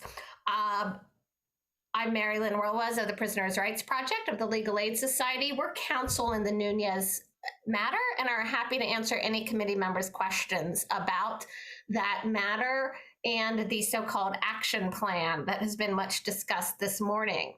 We implore each of you council members to please visit Rikers jails frequently, to observe the conditions, to speak to your constituents. This helps to break down the isolation and the insularity that abusive systems, and Rikers is an abusive system, rely upon to shield themselves from accountability. Despite the cherry-picked statistics that you've heard this morning, which we would be happy to discuss in more detail, the fact remains that this administration, after 6 months, does not have control of its jails. The absence of staff continues to create crisis conditions, depriving people of medical care and leaving entire housing areas unsupervised, resulting in deaths of people in custody. Nothing we have heard this morning, very few facts, indicate that the administration appreciates the full gravity of the situation on Rikers Island and has given to you, the council members, a path forward. They have simply relied upon the terms the task force and the action plan to define not just the floor of what the administration is willing to do, but the ceiling. These are completely insufficient. This lawyer-driven response or term task force is not the full government response that a humanitarian crisis needs. And the action plan, while it may give a path forward in some respects, is not what this crisis requires. We implore the council to continue to ask the administration for clarity and information on what it is doing. We further support the bills that were introduced today, and in our written testimony offer feedback, however, about important modifications that we think will strengthen the bills and further achieve their laudable purposes. In particular, we would recommend, with respect to the very important goal of limiting predatory fees on families of incarcerated people, with respect to Intro 456, that it would be strengthened if it were pegged to the amount of money contributed to accounts. Secondly, we have recommendations regarding the dyslexia screening and question whether such important screening would be better effectuated if it took place later in an individual's incarceration, and welcome discussing with the sponsors the best ways to implement those bills. And lastly, we do also want to thank the chair for raising the very, very important issues of the experiences of children who are visiting their family members in custody and the need for robust protections of their experiences and their mental health as they are visiting people in custody. We are dismayed that very little we heard this morning gave us any confidence, however, that the administration is supporting these measures or has in place programs that give us confidence that the rights of the families of people who are incarcerated and people held in custody will improve. It's been 6 months. It's been a long time, and people are continuing to die at a rate unmatched in any other city jails. What we heard this morning was extremely disappointing, extremely defensive, and we all need to work together and implore upon this administration its duty to act far more robustly, far more swiftly to meet this crisis. Thank you. Thank you. Next, we'll hear from Sergio De La Pava, followed by Julia Solomons, followed by Kelsey Diavilla. Time starts now. Yes, thank you very much for this opportunity to address this, incredibly urgent issue. My name is Sergio De La Pava. I'm the legal director at New York County Defender Services, a public defender office here in Manhattan. We currently have about 260 of our clients at Rikers Island now. This is more than double what we were averaging before the pandemic. At the same time as more people are being put in that facility, we see a complete lack of control, a complete breakdown in the social order of that institution. And nothing that I heard today from the Department of Corrections in any way alleviates my concern. What we're hearing essentially from them is we have this interagency task force now. We have this plan in place. We'll come back in November and let you know how it's going and look at these areas where we have improved, okay? That is just wildly insufficient given the humanitarian and human rights crisis that is occurring on that island. You look at the interagency task force, not a single person who was formerly incarcerated who actually lived on that island as an inmate who understands the realities. Not a single defender, not a single community activist, not a single prosecutor even, not a single judge. The Board of Corrections that provides oversight, not on the task force. What is the explanation for that? They were asked directly why the Board of Corrections, which is supposed to be providing oversight, which has been critical of their practices in the past and very recently, is not part of the task force. Why the Board of Corrections can't receive important statistics as to the staffing of these units. When asked about the staffing of the units, they said, hey, it used to be much worse. There used to be 100 unstaffed units. Now we're down to in the mid-20s. How do you have any unstaffed units? You're failing at the only purpose you're there for, to ensure the safety of everybody who goes to work there every day, or everybody who's unfortunate to have the government depriving them of their liberty. I see my time is almost over, but we need to have a meeting like this every week. We cannot wait till November to hear what is going to happen to our clients. I hear from our clients every day, those 260 people living the reality on that island, and it resembles nothing like the optimism being put forth by the Department of Corrections today. Thank you. Thank you. Next, we will hear from Julia Solomons, followed by Kelsey Diavilla, followed by Andre Ward. Time starts now.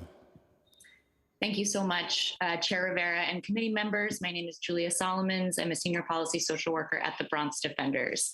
I thank this committee for the opportunity to testify and the ongoing commitment to addressing the crisis on Rikers Island that's already claimed 9 lives since the beginning of this year. I want to first echo my colleagues' concerns that nothing we've heard today from the administration was very reassuring. Mayor Adams has assured New Yorkers that his administration will and has made strides to address the multitude of issues plaguing Rikers Island. But unfortunately, from the perspective of those incarcerated on Rikers, family members and advocates, this is very far from the truth. This Rikers Island interagency task force we've heard about today is simply a mechanism for further delay to urgently needed action to protect those incarcerated and to release as many people as possible. Additionally, the administration's testimony today made clear that the task force work aims to protect DOC as an agency and not at all to protect those in its custody. So some actionable items that the council can do to improve the situation on Rikers Island. First and foremost, the city must do everything possible to divert New Yorkers from incarceration, and that starts with passing Resolution 156 in support of the Treatment Not Jail Act. The Treatment Not Jail Act is a decarceratory tool that not only reduces the jail population, but also grants people access to critical substance use and mental health treatment that they will never be able to access in DOC custody. Additionally, Intro 349 that would introduce additional diagnostic screenings is insufficient to address the gaps in care that we're seeing currently on the island. While literacy challenges are a significant issue for our clients in custody, a dyslexia screening will not actually be possible while those in custody are unable to access education or even access the school psychologist in order to receive that assessment. The vast majority of our clients in custody are not enrolled in school despite their best efforts to do so, and the small fraction who are enrolled are not being produced to the school floor. Access to education must be the first priority. Secondly, the city must devote resources to creating additional PACE units. The care our clients receive on the PACE units is vastly better than those housed in general population. We encourage the city to invest in more of those units as the previous administration had committed to doing.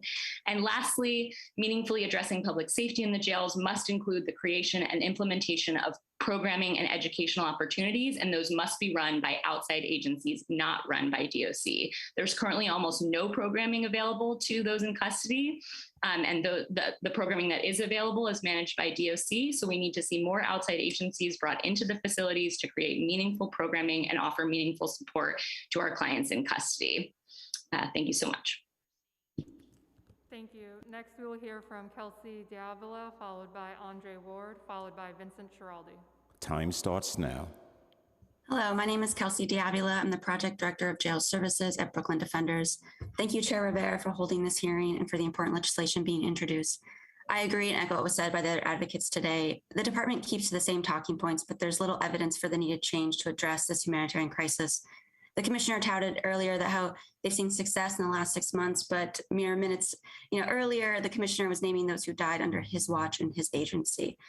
I find it disingenuous. The department is applauding itself for addressing violence in the jails when, I'm just speaking for BDS, what we've seen is we've sent referrals to DOC weekly, people feeling unsafe, needing to protect themselves because units are unstaffed and they've been for months.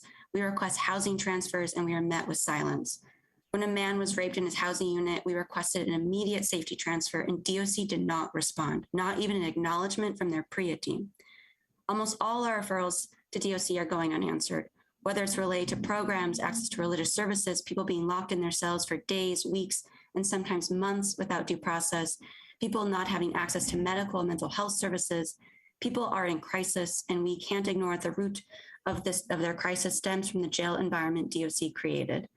People are continuously at a disadvantage to receive their necessary health care because DOC does not escort people to their appointments, or they fail to respond in emergencies. And we know this because Mr. Herman Diaz died this year from choking on an orange where there were not a single officer who helped him.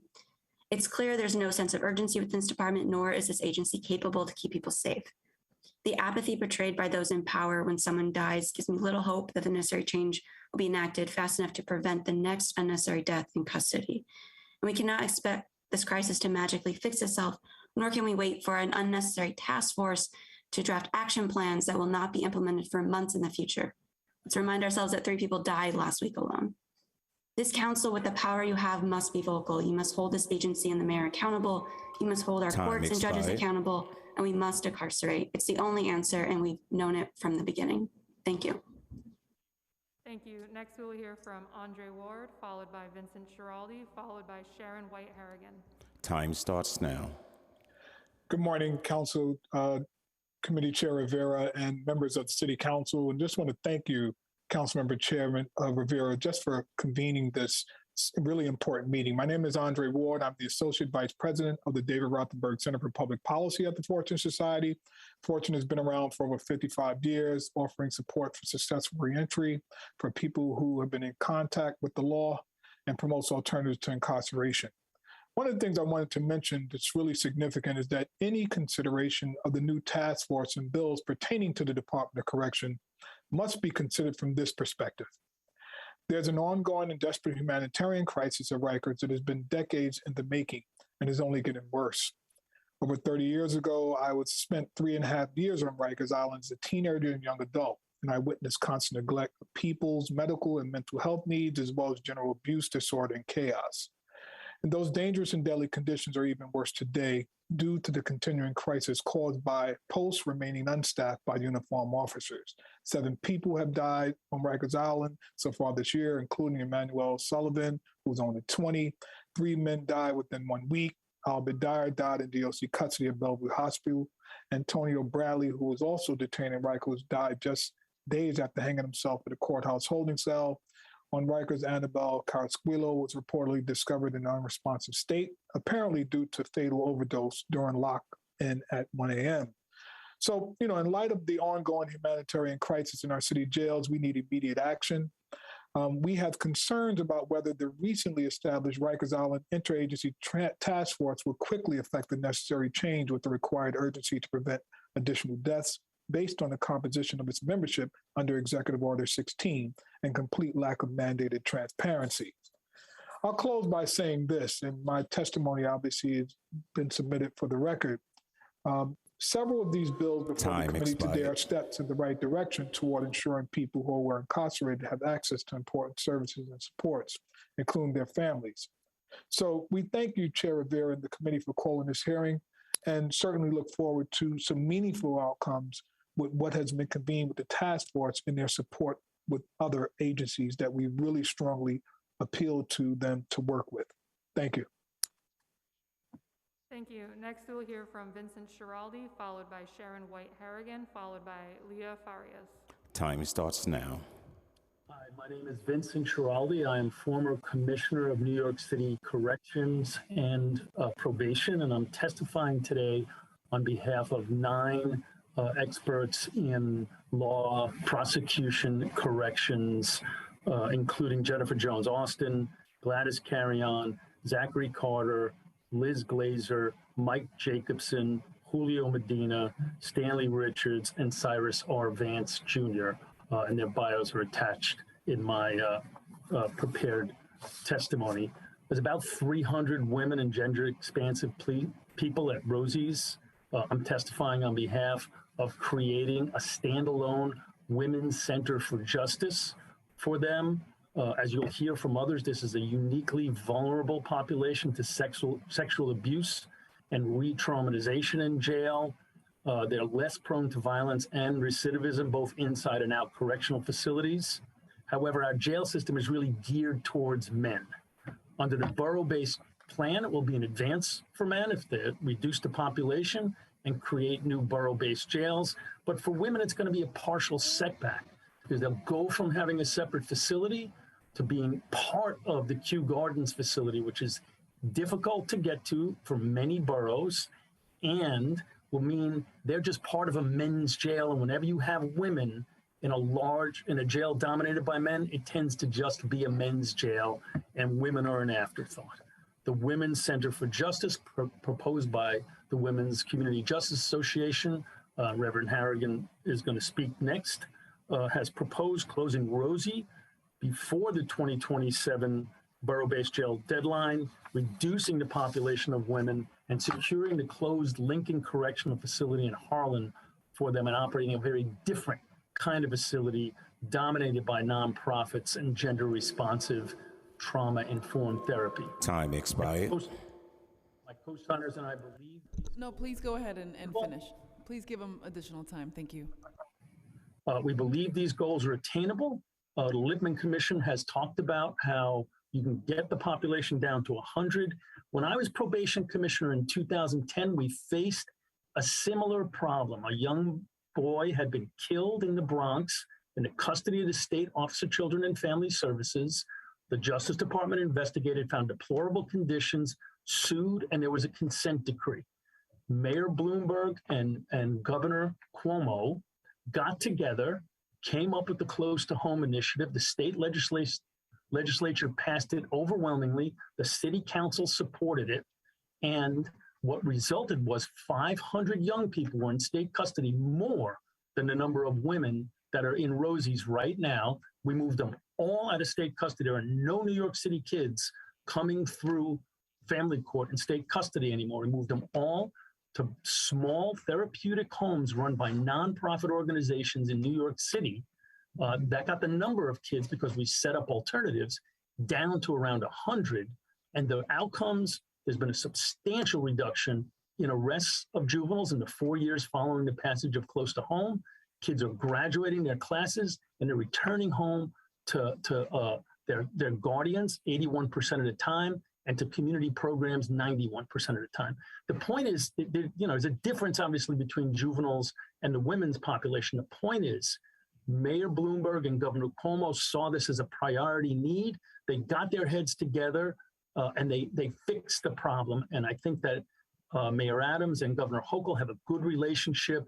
They really need to get together around transferring Lincoln to the city and creating an entirely new approach. I have plenty of comments on some of the data you heard earlier, but I'm over my time if you have any questions. But just one example is slashings and stabbings are up 51% through May of this year versus May of last year. And the 9 people that have died are substantially higher than the 6 people, which was a terrible number, who had died up to this point last year. So please do not be fooled into thinking things are uniformly improving. There may be some things that are getting better, but slashings and stabbings and death are both up about 50%. So now I'm done, and if you have any questions, feel free to ask.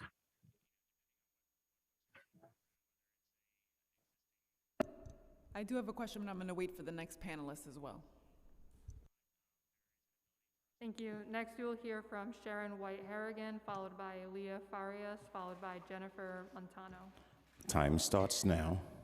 Thank you, and I might need a little more time too. Thank you, Chairwoman Carlina Rivera and all the other committee members. I am the Executive Director of the Women's Community Justice Association, also known as WCJA, and we lead the Beyond Rosie's campaign and the Justice for Women Task Force. I am also a professor and a licensed social worker in this field. And if I had to reintroduce myself, I would also say that I am formerly incarcerated, having spent over a decade in prison and a collective year at Rosie's for defending myself against an attempted rape. While I was at Rosie's decades ago in 1992, it was relatively new but inhumane. 2022, it is still inhumane. Last month, on May 18th, 31-year-old Mary Yehuda, let's say her name, died in custody. She was detained and suffered from homelessness and substance use disorder. Mary had attempted to get support and treatment over the years, but without stable housing and employment, it was impossible for her to have a successful reentry or recovery. What about Layleen? Yes, we must say her name. This month marks 3 years since her death after she was put in solitary confinement. Then there's Mia Simmons. We will say her name too, whose video of what happened is viral, clearly self-defense, still at Rosie's 3 years later. These bills being discussed today would make some progress, but we need something fundamentally different. After a presentation from WCJA, the city's plan went from 300 to 100 to shrink the number of women and gender expansive people in custody and relocate them from Rosie's to a new Kew Gardens jail that shares spaces and staff with men. We can definitely do better. We must do better. Rikers need to shut as soon as possible, not in 2027, and it can start with the women and gender expansive people. They can be reduced to below 100. Yes, folks, I said below 100. And the few who need a higher level of care and security should be at a standalone Women's Center for Justice located at the old Lincoln Correctional Facility in Harlem that can offer therapeutic care. Today, WCJA released a report with the Littman Commission providing a roadmap for getting under 100. Some of the findings is Harlem, East New York, Brownsville, and parts of the Bronx are the top zip codes for admission to Rosie's over the last 5 years.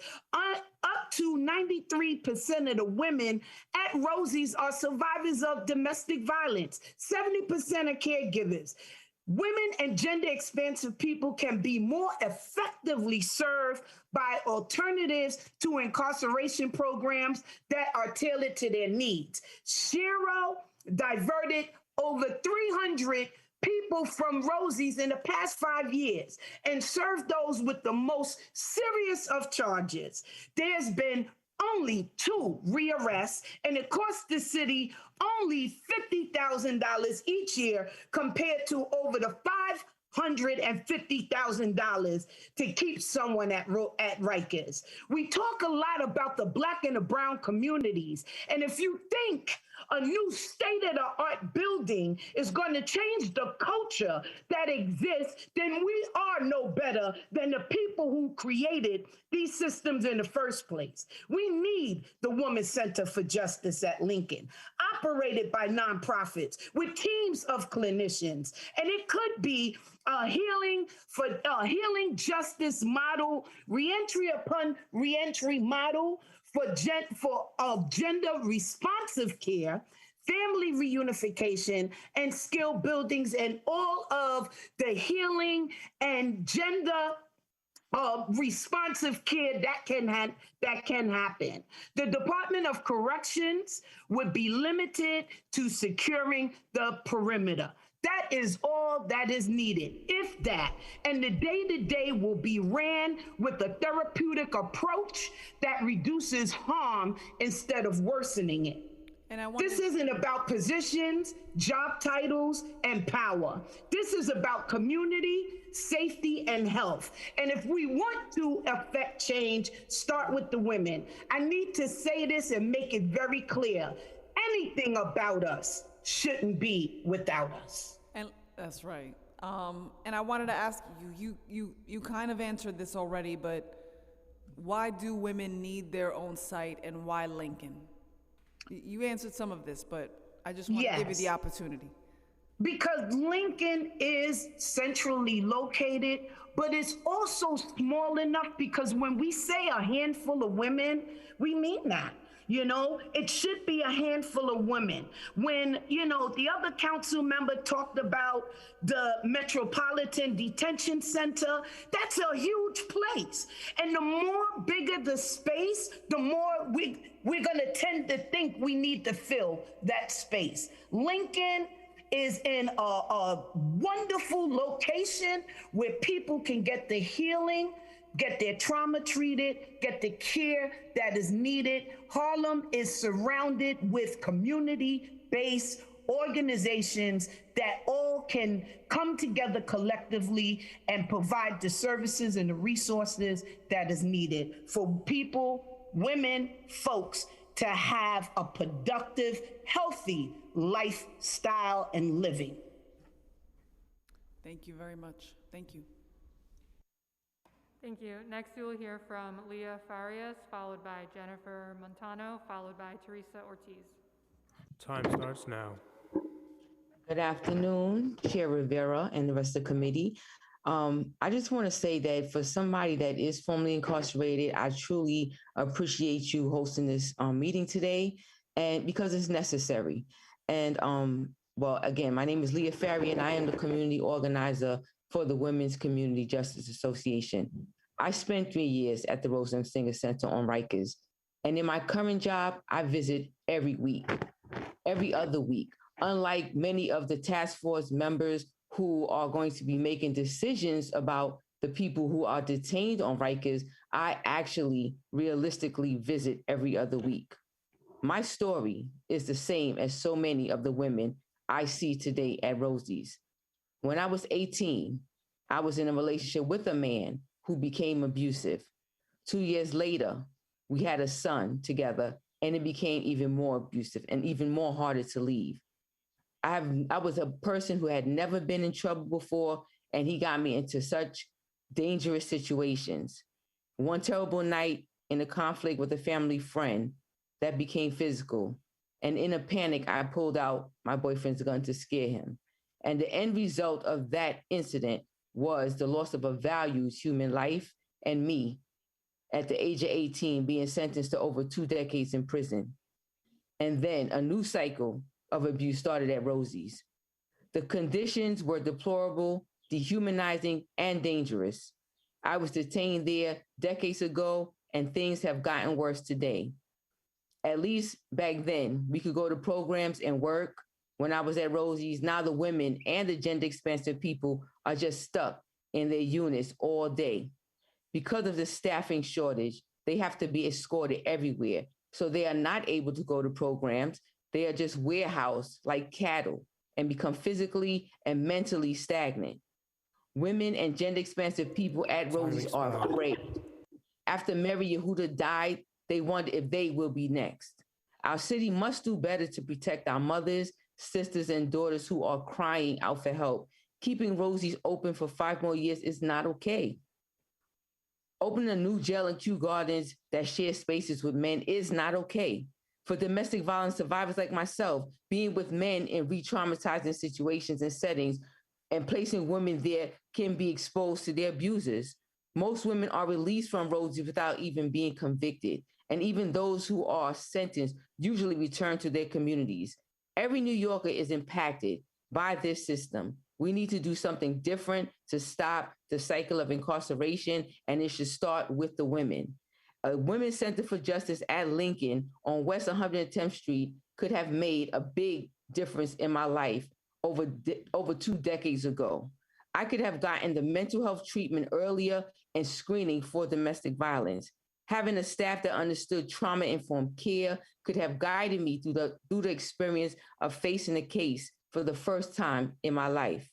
The center focuses on family connections, could have changed my relationship with my son. He was only 1 year old when I was at Rosie's, and it was so terrible there that I wouldn't even let him visit. As an organizer, I talked to so many women and families in Harlem who have been hurt and devastated and destroyed by this system. The Women's Center for Justice is a way to heal the harm of mass incarceration. Real public safety and healing should start with the women. Thank you so much. Thank you. Next, we will hear from Jennifer Montano, followed by Teresa Ortiz, followed by Basimata Simmons. Time starts now. Good afternoon. My name is Jennifer Montano. Thank you, Chair Rivera and committee members for holding this meeting and for the opportunity to testify today. I am a housing specialist at SHERO, which is an alternative to incarceration for women and gender expansive people, many of whom are diverted from Rosie's on Rikers Island. In 2015, I myself spent 9.5 months on Rosie's at Rikers. Based on my professional and personal experience, I can tell you that getting more women into community-based programs like SHERO and transforming Lincoln into a Women's Center for Justice makes sense. Relocating women from Rosie's to Kew Gardens, where they would be exposed to men, does not make sense. Rosie's is a place of trauma, and it would be replicated or even made worse at the new Kew Gardens facility. From the moment of arriving at intake at Rosie's, there is trauma. There are cages, and everyone can see you using the bathroom. I specifically remember myself and others asking for toilet paper and were just ignored by the guards for hours. I was shuffled around from cage to cage for 21 hours, not knowing what would happen to me or where I was going next. I was placed in a 50-person dorm where everyone's belongings were placed under their beds where people could easily steal, and that happened a lot. The women were always on edge because they were scared and feared retribution from officers. When there was fighting, the officers' response was traumatic. They would come out with helmets, sticks, and pepper spray and attack anyone who wasn't lying on the floor. They didn't ask questions, they just used force. What was really disturbing was my mental health treatment. I was misdiagnosed and later found out that I was on medication for people who hear voices, which I never did.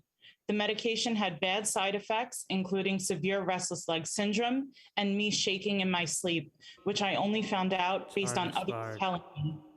I should have never been on that medication.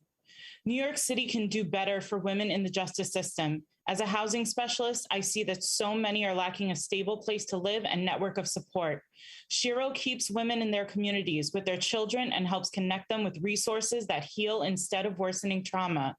If I had been able to go to Shiro instead of Rosie's, I would have been a lot further along in my life right now. I could have been connected to better education opportunities, gotten a good job sooner, and felt more supported in the reentry process. A Women's Center for Justice would be more like a treatment center that makes people want to do better for themselves and their family. The Department of Correction officers are staffed at Rikers to control the women, not guide and support them. Right now, women just want to retaliate against officers because they feel like they have no voice. You can't get better when you live in fear. Women don't even want their children to visit because they are forced to strip down, and it's a traumatic experience for all to ultimately be able to visit for 1 hour. The Women's Center for Justice would be staffed by peer specialists and clinicians who are focused on giving each individual the support they need to get out of the system. This could be a safe space for women to share their experiences and move beyond their past. Having family spaces and quality time for children to spend with their parents would make women want to be better. A Women's Center for Justice would make people want to succeed and put in every effort to recovery or rehabilitation. I hope that the city shuts down Rosie's before 2027, focuses on decarceration, and creates a Women's Center for Justice at Lincoln in Harlem. Thank you. Thank you. Next, we will hear from Teresa Ortiz, followed by Basimata Simmons, followed by Darren Mack. Time start.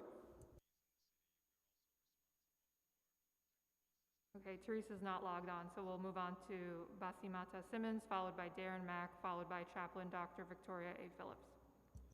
Time start now.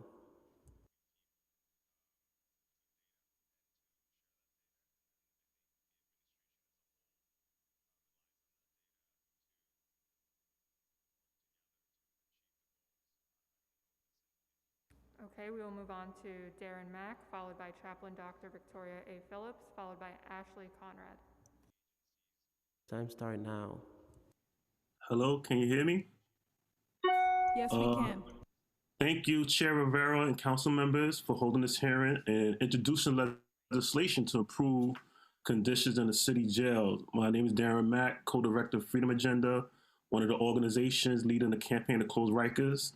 In our testimony, we'll address the bills proposed, but I'll focus now on the Rikers Interagency Task Force. So in the 6 weeks since the task force was established, 5 people died in DOC custody. This is unacceptable, and it is also unacceptable to suggest that these deaths were natural. You know, people died on an isolated toxic penal colony in decaying jails where they had been abandoned by guards who are abusing sick leave en masse, harming both incarcerated people and their own co-workers. Everyone comes out of Rikers worse than they went in. That is not public safety.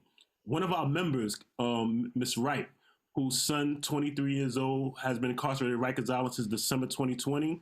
She has made dozens of complaints regarding the medical neglect her son is experiencing. Like, he has a medical condition which requires him to use a CPAP machine, which he has not had access to since his incarceration. And medical appointments are continuously being made for him and then canceled. So this medical neglect within DOC is well known and documented. If the administration is serious about addressing the crisis on Rikers and preventing more deaths, they need to be working to reduce the jail population now. The administration has continued to issue emergency executive orders every 5 days, saying they can't provide minimum standards for people in their custody because of, quote, excessive staff absenteeism, unquote. 6 months into the mayor's term, they are claiming victories about staff returning to work, but still issuing the executive orders. The truth is that they haven't been able to get enough staff back to working in the jails, but they could provide minimum standards and protect human rights if there were less people in the jail system.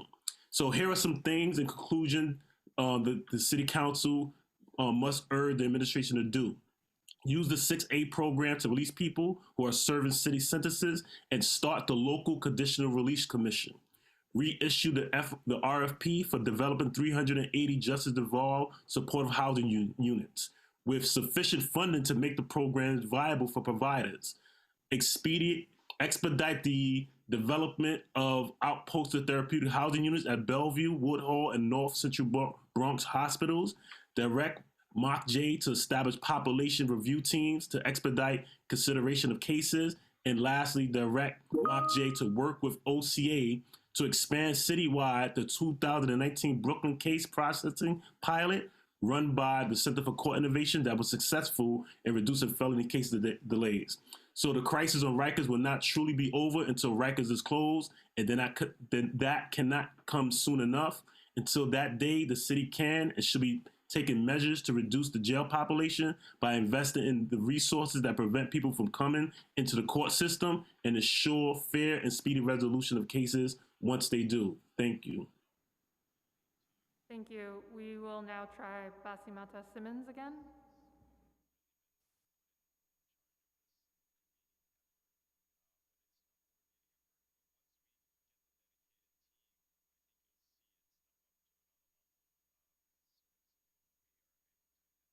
Okay, we'll move on to Chaplain Dr. Victoria A. Phillips, followed by Ashley Conrad, followed by Danielle Gerard. Time start now.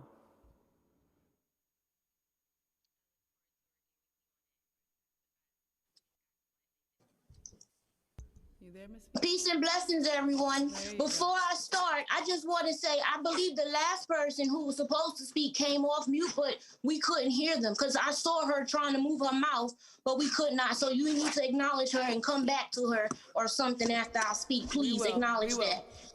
And she put her hands up so she understood what I said. So peace and blessings, everyone. I am Chaplain Dr. Victoria A. Phillips, founder and CEO of Visionary V Ministries, member of the long-standing and active Jails Action Coalition, Justice for Women Task Force, and as you all know, many others, but I don't have time to name them. So I'm going to stick to the script today. As co-chair of the Young Adult Task Force, and I say that for a reason, I felt it was very important for me to remain quiet over the last few months while observing DOC admin, and to be fair, as the new commissioner took his stance. Now, earlier, I heard someone from the task force say they take their job as co-chair seriously. And if any of you sitting out there in city council know me, then you know so do I, even before becoming co-chair. And I want to say I've sat on the Young Adult DOC advisory board for the last 6 years from its creation and was elected to be co-chair of the Young Adult Task Force last year. And I say that for a reason, because I was told by then AC Torres prior to COVID that she would end the advisory board, but she knew I would go straight to city council. And I say that because this year, I believe with her new position as DC, she is trying to lead the commissioner to disband the task force and move into something else. And so I want to put that on the record because city council needs to make it a commission so that no administration could come in and remove the voices of the directly impacted and the advocates. And so very quickly, I want to touch on a couple of things. Dr. Cohen, who is still in practice as a medical doctor, sits on the oversight board for the DOC, stated at the last BOC meeting on the record that EMT's intake is dangerous for anyone. So I'm going to hold city council, I'm going to hold the mayor, and even the commissioner accountable. Why is anyone still being placed in EMTC's intake and judges who are still remanding individuals to be put into Rikers Island?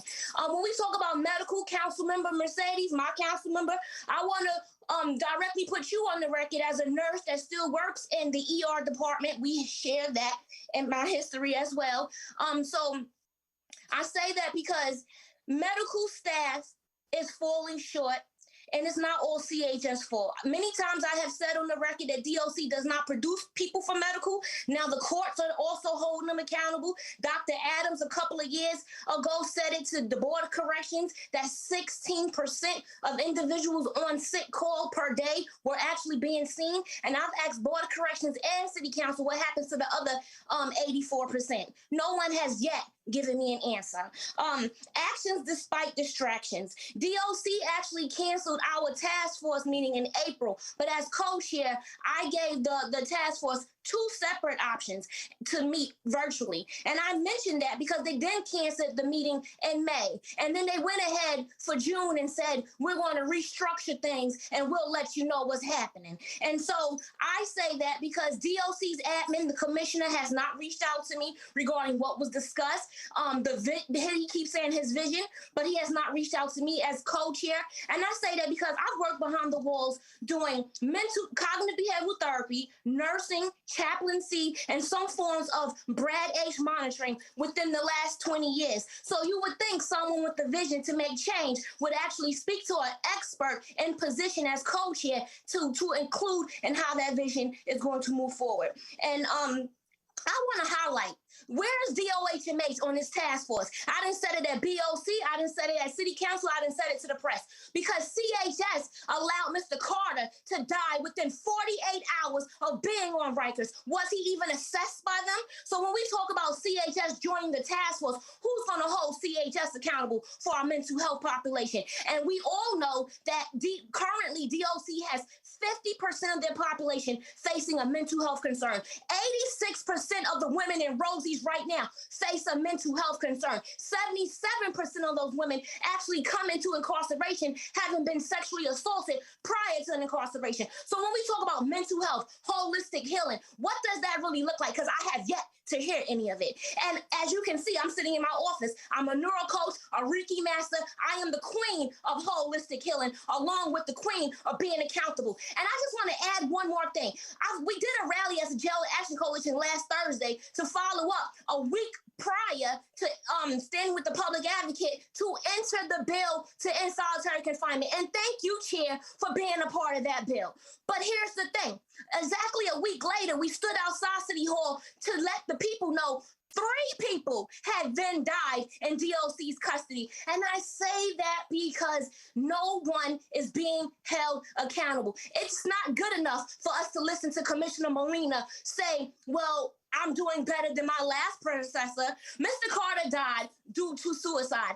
Ask Commissioner Molina, when has he met as being commissioner in 2022 with the suicide task force? I'll let you know, never. And I'm actually going to put on the record, Melina, I don't care if you don't like it, I'm going to put on the record that I actually suggested to DOC admin staff that they call back the suicide task force 2 months prior to Mr. Carter's death. So we are falling short at even the follow-up when an advocate or an expert says something. No one can let that slide. We have to hold them all accountable. And I just want to say one more thing.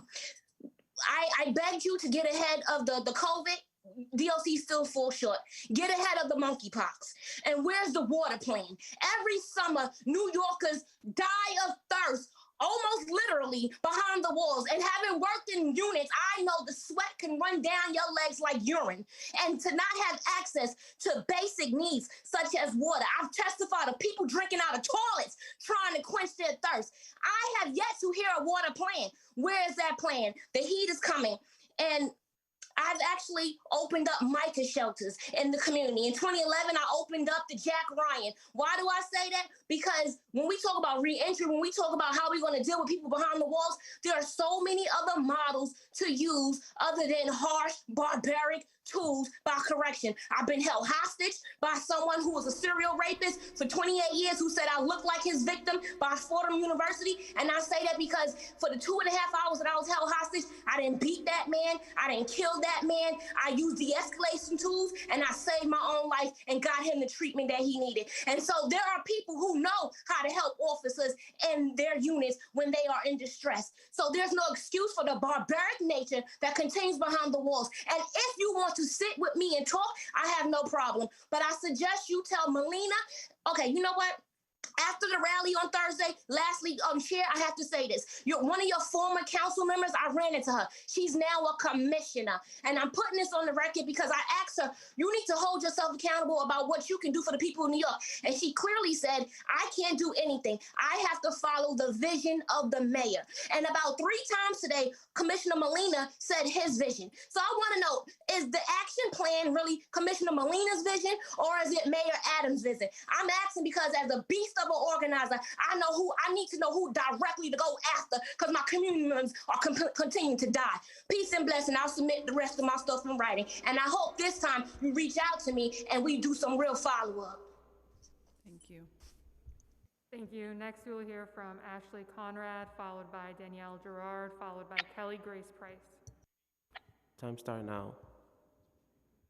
Thank you, Chair Rivera and council members for holding this hearing today and introducing legislation to improve conditions in city jails and divert people from them. My name is Ashley Conrad, and I'm a community organizer with Freedom Agenda. My nephew who has intellectual disabilities is currently on Rikers Island, where he has been for more than a year. On the same day that Anibel Casaquillo died, he called my sister from Rikers as we listened to a search team that entered his housing unit and started shouting and cursing at everyone before they dragged him into his cell and assaulted him. In the year that my nephew has been there, this type of violence from guards has been a regular occurrence, and no one deserves this abuse, and no one comes out of Rikers better. If the mayor is committed to both safety and justice, as he says, he needs to be taking every action in his power to both reduce incarceration and hold both guards accountable. My nephew's experience is an example of everything wrong with this system. He has been diagnosed with disruptive mood dysregulation disorder, and my nephew is also on the autism spectrum. Coming from a low-income Latina neighborhood in Queens, it created a lot of barriers to adequate treatment. And due to those many years of no substantial help, his symptoms progressed and they became severe, which led to interactions with law enforcement and many psychiatric hospitalizations. Now he is caught up in the court system, and there should be opportunities to diversion, but our current laws allow DAs to stand in the way. Although a judge is willing to approve a treatment plan for my nephew, Queens DA Melinda Katz is refusing. Anyone paying attention should know that prison time will not address my nephew's mental health needs. It would only worsen them, like his time on Rikers already has. I strongly support the treatment not jail legislation to remove obstacles to treatment diversion in the court systems.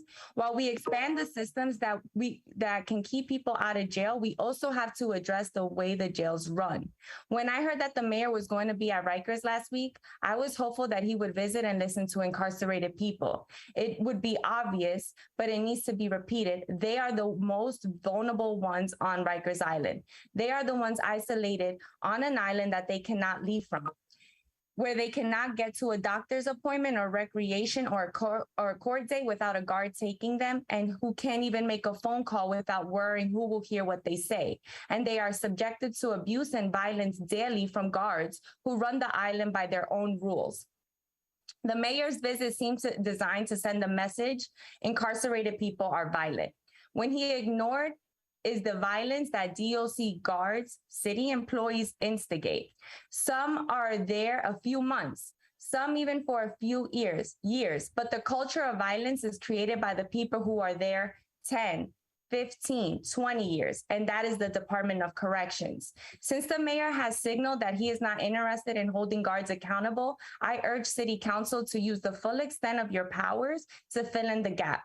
Please visit Rikers Island regularly and unannounced, and please work with impacted people to create and pass legislation to end DOC's unchecked abuses of power, including ending the end of solitary confinement and much more. Thank you for your time. Thank you. Next, we will hear from Danielle Gerard, followed by Kelly Grace Price, followed by Eileen Marr. Time start now. Thank you, Madam Chair and committee members. My name is Danielle Gerard. I'm a senior staff attorney at Children's Rights, a member of the New York City Jails Action Coalition and the Rikers Young Adult Task Force. We advocate on behalf of young adults. On Rikers, decarceration is the answer.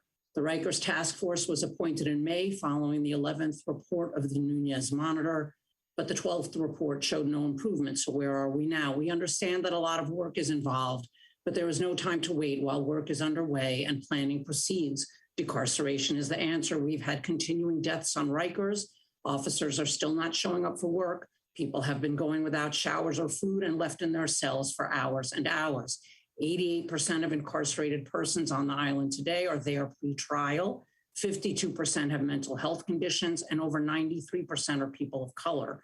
The December 21 Nunez report notes that the department employs approximately 8,500 active uniformed staff and approximately 1,700 civilian employees, and there are approximately 5,500 incarcerated individuals. It defies both math and logic that not all posts are filled, that there aren't enough officers to allow the provision of programming, education, and mental and medical health services to young adults and others on the island in the requisite sufficiency, quantity, and duration. In the face of these statistics and little reduction in the horrors of what amounts to a positively Dickensian mental and penal system, the humane, moral, and ethical path forward is to decarcerate now. The $500,000 it costs to incarcerate someone for a year on Rikers can and must be used instead to pay for affordable and supportive housing, treatment, and as an employment program, at least for social workers around the city. Children's Rights supports Resolution 156 in support of the Treatment Not Jail Act, and Intros 284 requiring social workers in correctional facilities. Substantial numbers. Surely both incarcerated persons and New York City taxpayers deserve better and better for their money. Surely our elected officials can see their way clear to reducing the cruelty that defines our criminal legal system. That means decarcerate now. Thank you very much.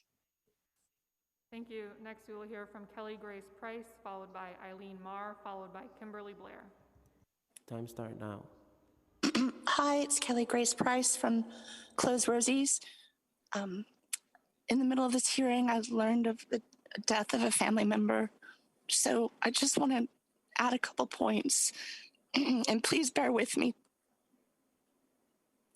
Commissioner Molina, every time I've heard you speak over the last 6 months, you have reiterated the same 3 talking points about your progress, and you have given us absolutely no other information about what you are doing to improve the situation in our city jails. We'd like to hear more from you. I don't want to beat you over the head. I'm really confused about why you and Mr. McGuire have offered nary any information about the interagency task force. I agree with Ms. Solomons from Bronx Defenders that the task force is set up to protect the department and not the people caged by the department. That is the most prescient soundbite I have heard throughout this entire hearing.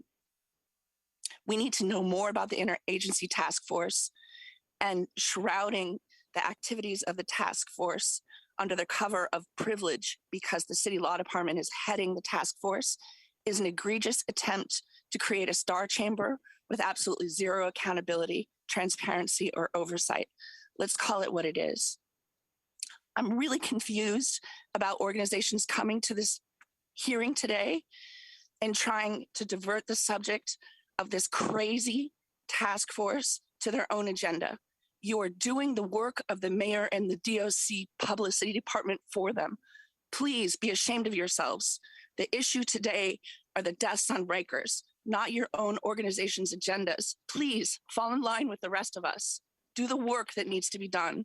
Today, the target needs to be this crazy interagency task force that has kneecapped Amanda at the BOC and totally diverted our ability to gain pressing information. No, Commissioner Molina, it is not nuanced information the BOC has been asking for.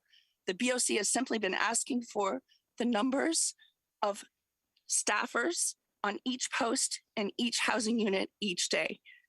If this information is nuanced to you, I don't believe it. You are a smart person. You've worked for the Marines, the CIA, the NYPD, the Las Vegas Police Department, and I'm sure that you and every one of those positions had information at your fingertips about your employees, where they were positioned every day. And I just will not accept this from you any longer, that you will not give us this basic information. The next time you appear in public, if you are not able to provide us with information about your staff and where they are posted every day, I hope every advocate and every politician upbraids you until you are able to provide this basic information to us. About the legislation, please be careful, Councilwoman Rivera. we need to have the format of reporting built in to your legislation. In previous legislation where we have asked for reporting from the DOC without giving them a specific template to report back with, the information that has come back has not been satisfactory. As per local law 933, sexual assault data, I've written to you constantly about that over the last 5 years. I've taken up more than enough of my time today. As I said, I'll turn in my written testimony, but please, Commissioner Molina, we are tired of hearing the same thing from you, and we will not accept it any longer. Thank you, Julia Solomons, for calling this hearing what it is today. Thank you. Next, we'll hear from Eileen Marr, followed by Kimberly Blair, followed by Deborah Julius. Time start now. Good morning. My name is Eileen Marr. I'm a social worker, a civil rights union leader with Vocal New York, and a member of the Justice for Women Task Force and Freedom Agenda. I'm a woman who was formerly incarcerated and a survivor of Rikers Island, as well as the New York State Department of Correction. I spent over 420 days at Rosie's. Thank you for allowing me the opportunity to testify. The DOC and COBA-sponsored chaos must come to an end. Over the past year, approximately 25 people, detainees, have died while in New York City custody, none convicted of a crime, and certainly the death penalty was not ordered. But it is, in fact, what occurred. These human beings unnecessarily lost their lives and did so as a direct result of an ingrained culture of violence, abuse, and neglect, not at the hands of their fellow detainees, but at the hands of those sworn to protect them. And for those who perished as a result of medical neglect, at the hands of those who swore an oath to do no harm. New York City and the Department of Corrections have the blood of each of these individuals on their hands. This decades-long, really a century-long plague of violence, abuse, and neglect perpetuated by those in charge has only gotten worse over the past 2.5 years when the pandemic initially began. We have watched as thousands of COs participate in a mass COBA organized sick out, where day after day, month after month, and now year after year, countless numbers of COs call out sick or even do the no call, no show trick. As a result, dorms and especially cell blocks have gone unmanned for 2, sometimes 3 shifts in a row. Detainees go for what can be days, not only without food or showers, but without medicines for chronic illnesses such as diabetes, mental illnesses, as well as medically assisted substance treatment. Doctor and mental health appointments are abandoned almost entirely, and there has been a total absence of basic human needs, such as toilet paper and menstrual products for the women. Toilets and sinks have become clogged and inoperable, forcing human beings to have to go to the bathroom into a plastic bag. And all we hear from the city and docks with each passing death is that it's not their fault. It has nothing to do with the blatant neglect of duties by officers and staff, and everything to do with the perceived notion that a detainee is at fault, an utter disregard for humanity and morality by the city and docks. This attitude is deplorable and inhumane. Please stop insulting our intelligence. Clearly, docks in the city have lost control over their own system.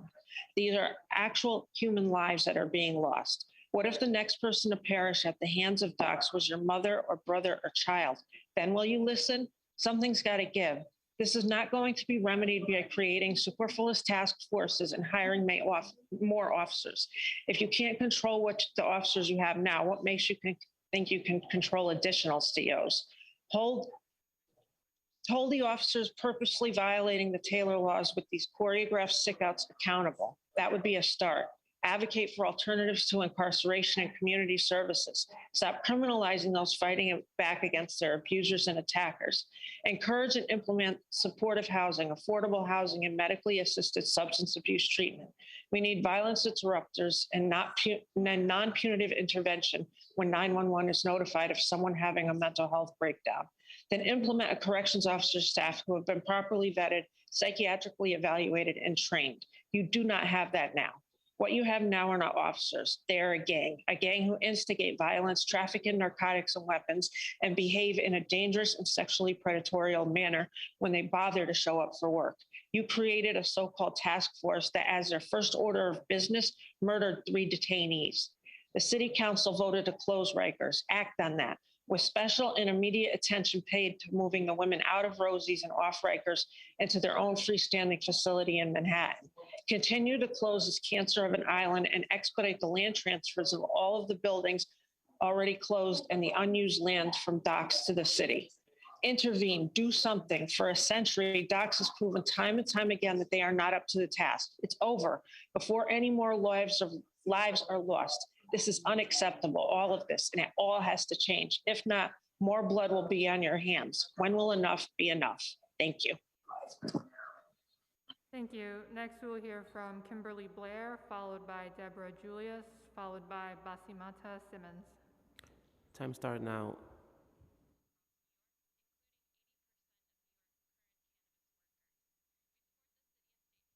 Okay, Kimberly Blair is not on, so we'll move on to Deborah Julius, followed by Basimata Simmons. Time starts now.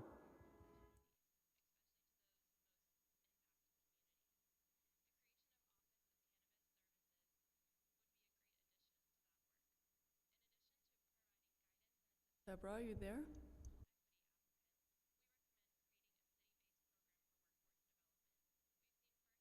Okay, we will go to Basimata Simmons. Time starts now.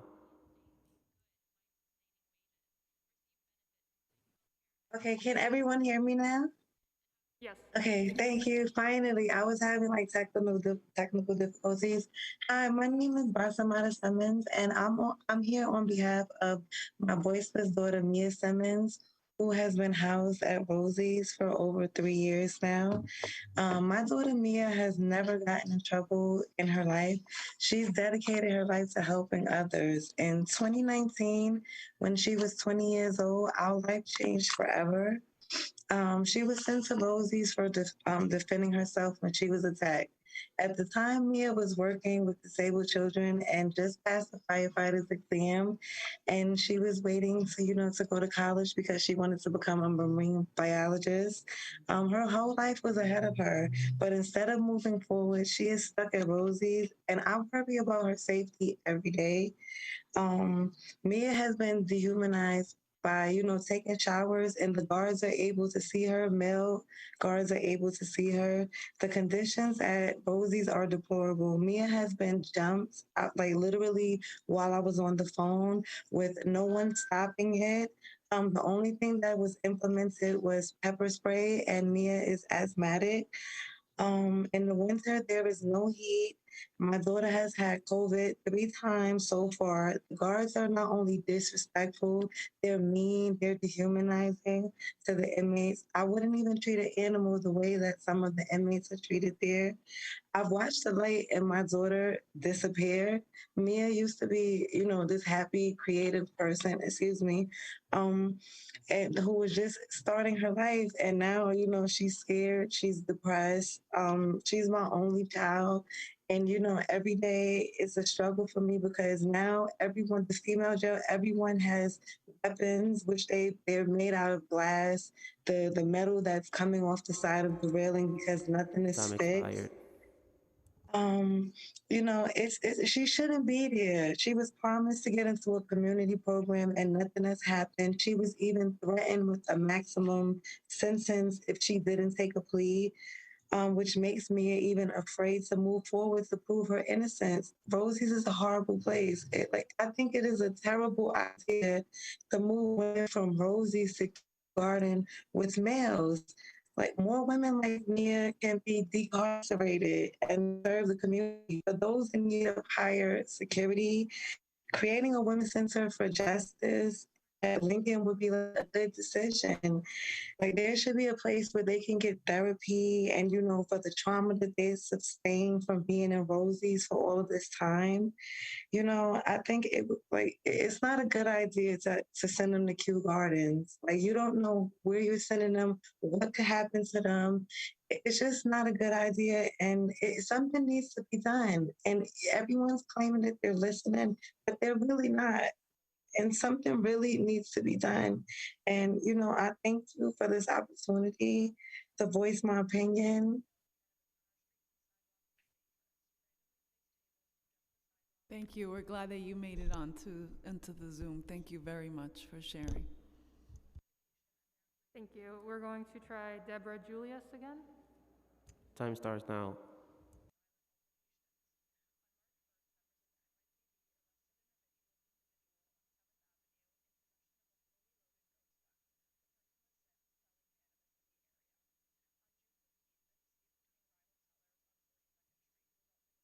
This concludes the public testimony. If we have inadvertently forgotten to call on someone to testify, if that person could please raise their hand using the Zoom raise hand function, we will try to hear from you now.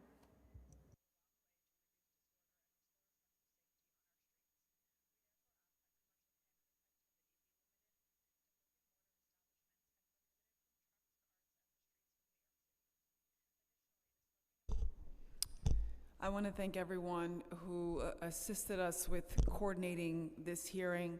I think the fundamental message here, the goal is very, very clear, is to ensure that everyone is safe and that we close Rikers forever. We've seen effective pilot programs, alternatives to incarceration programs that work, and we need a full government response to the humanitarian crisis unfolding at Rikers. Unfortunately, we did not receive all of the answers that we wanted today. We need clarity, we need information, we need utmost transparency.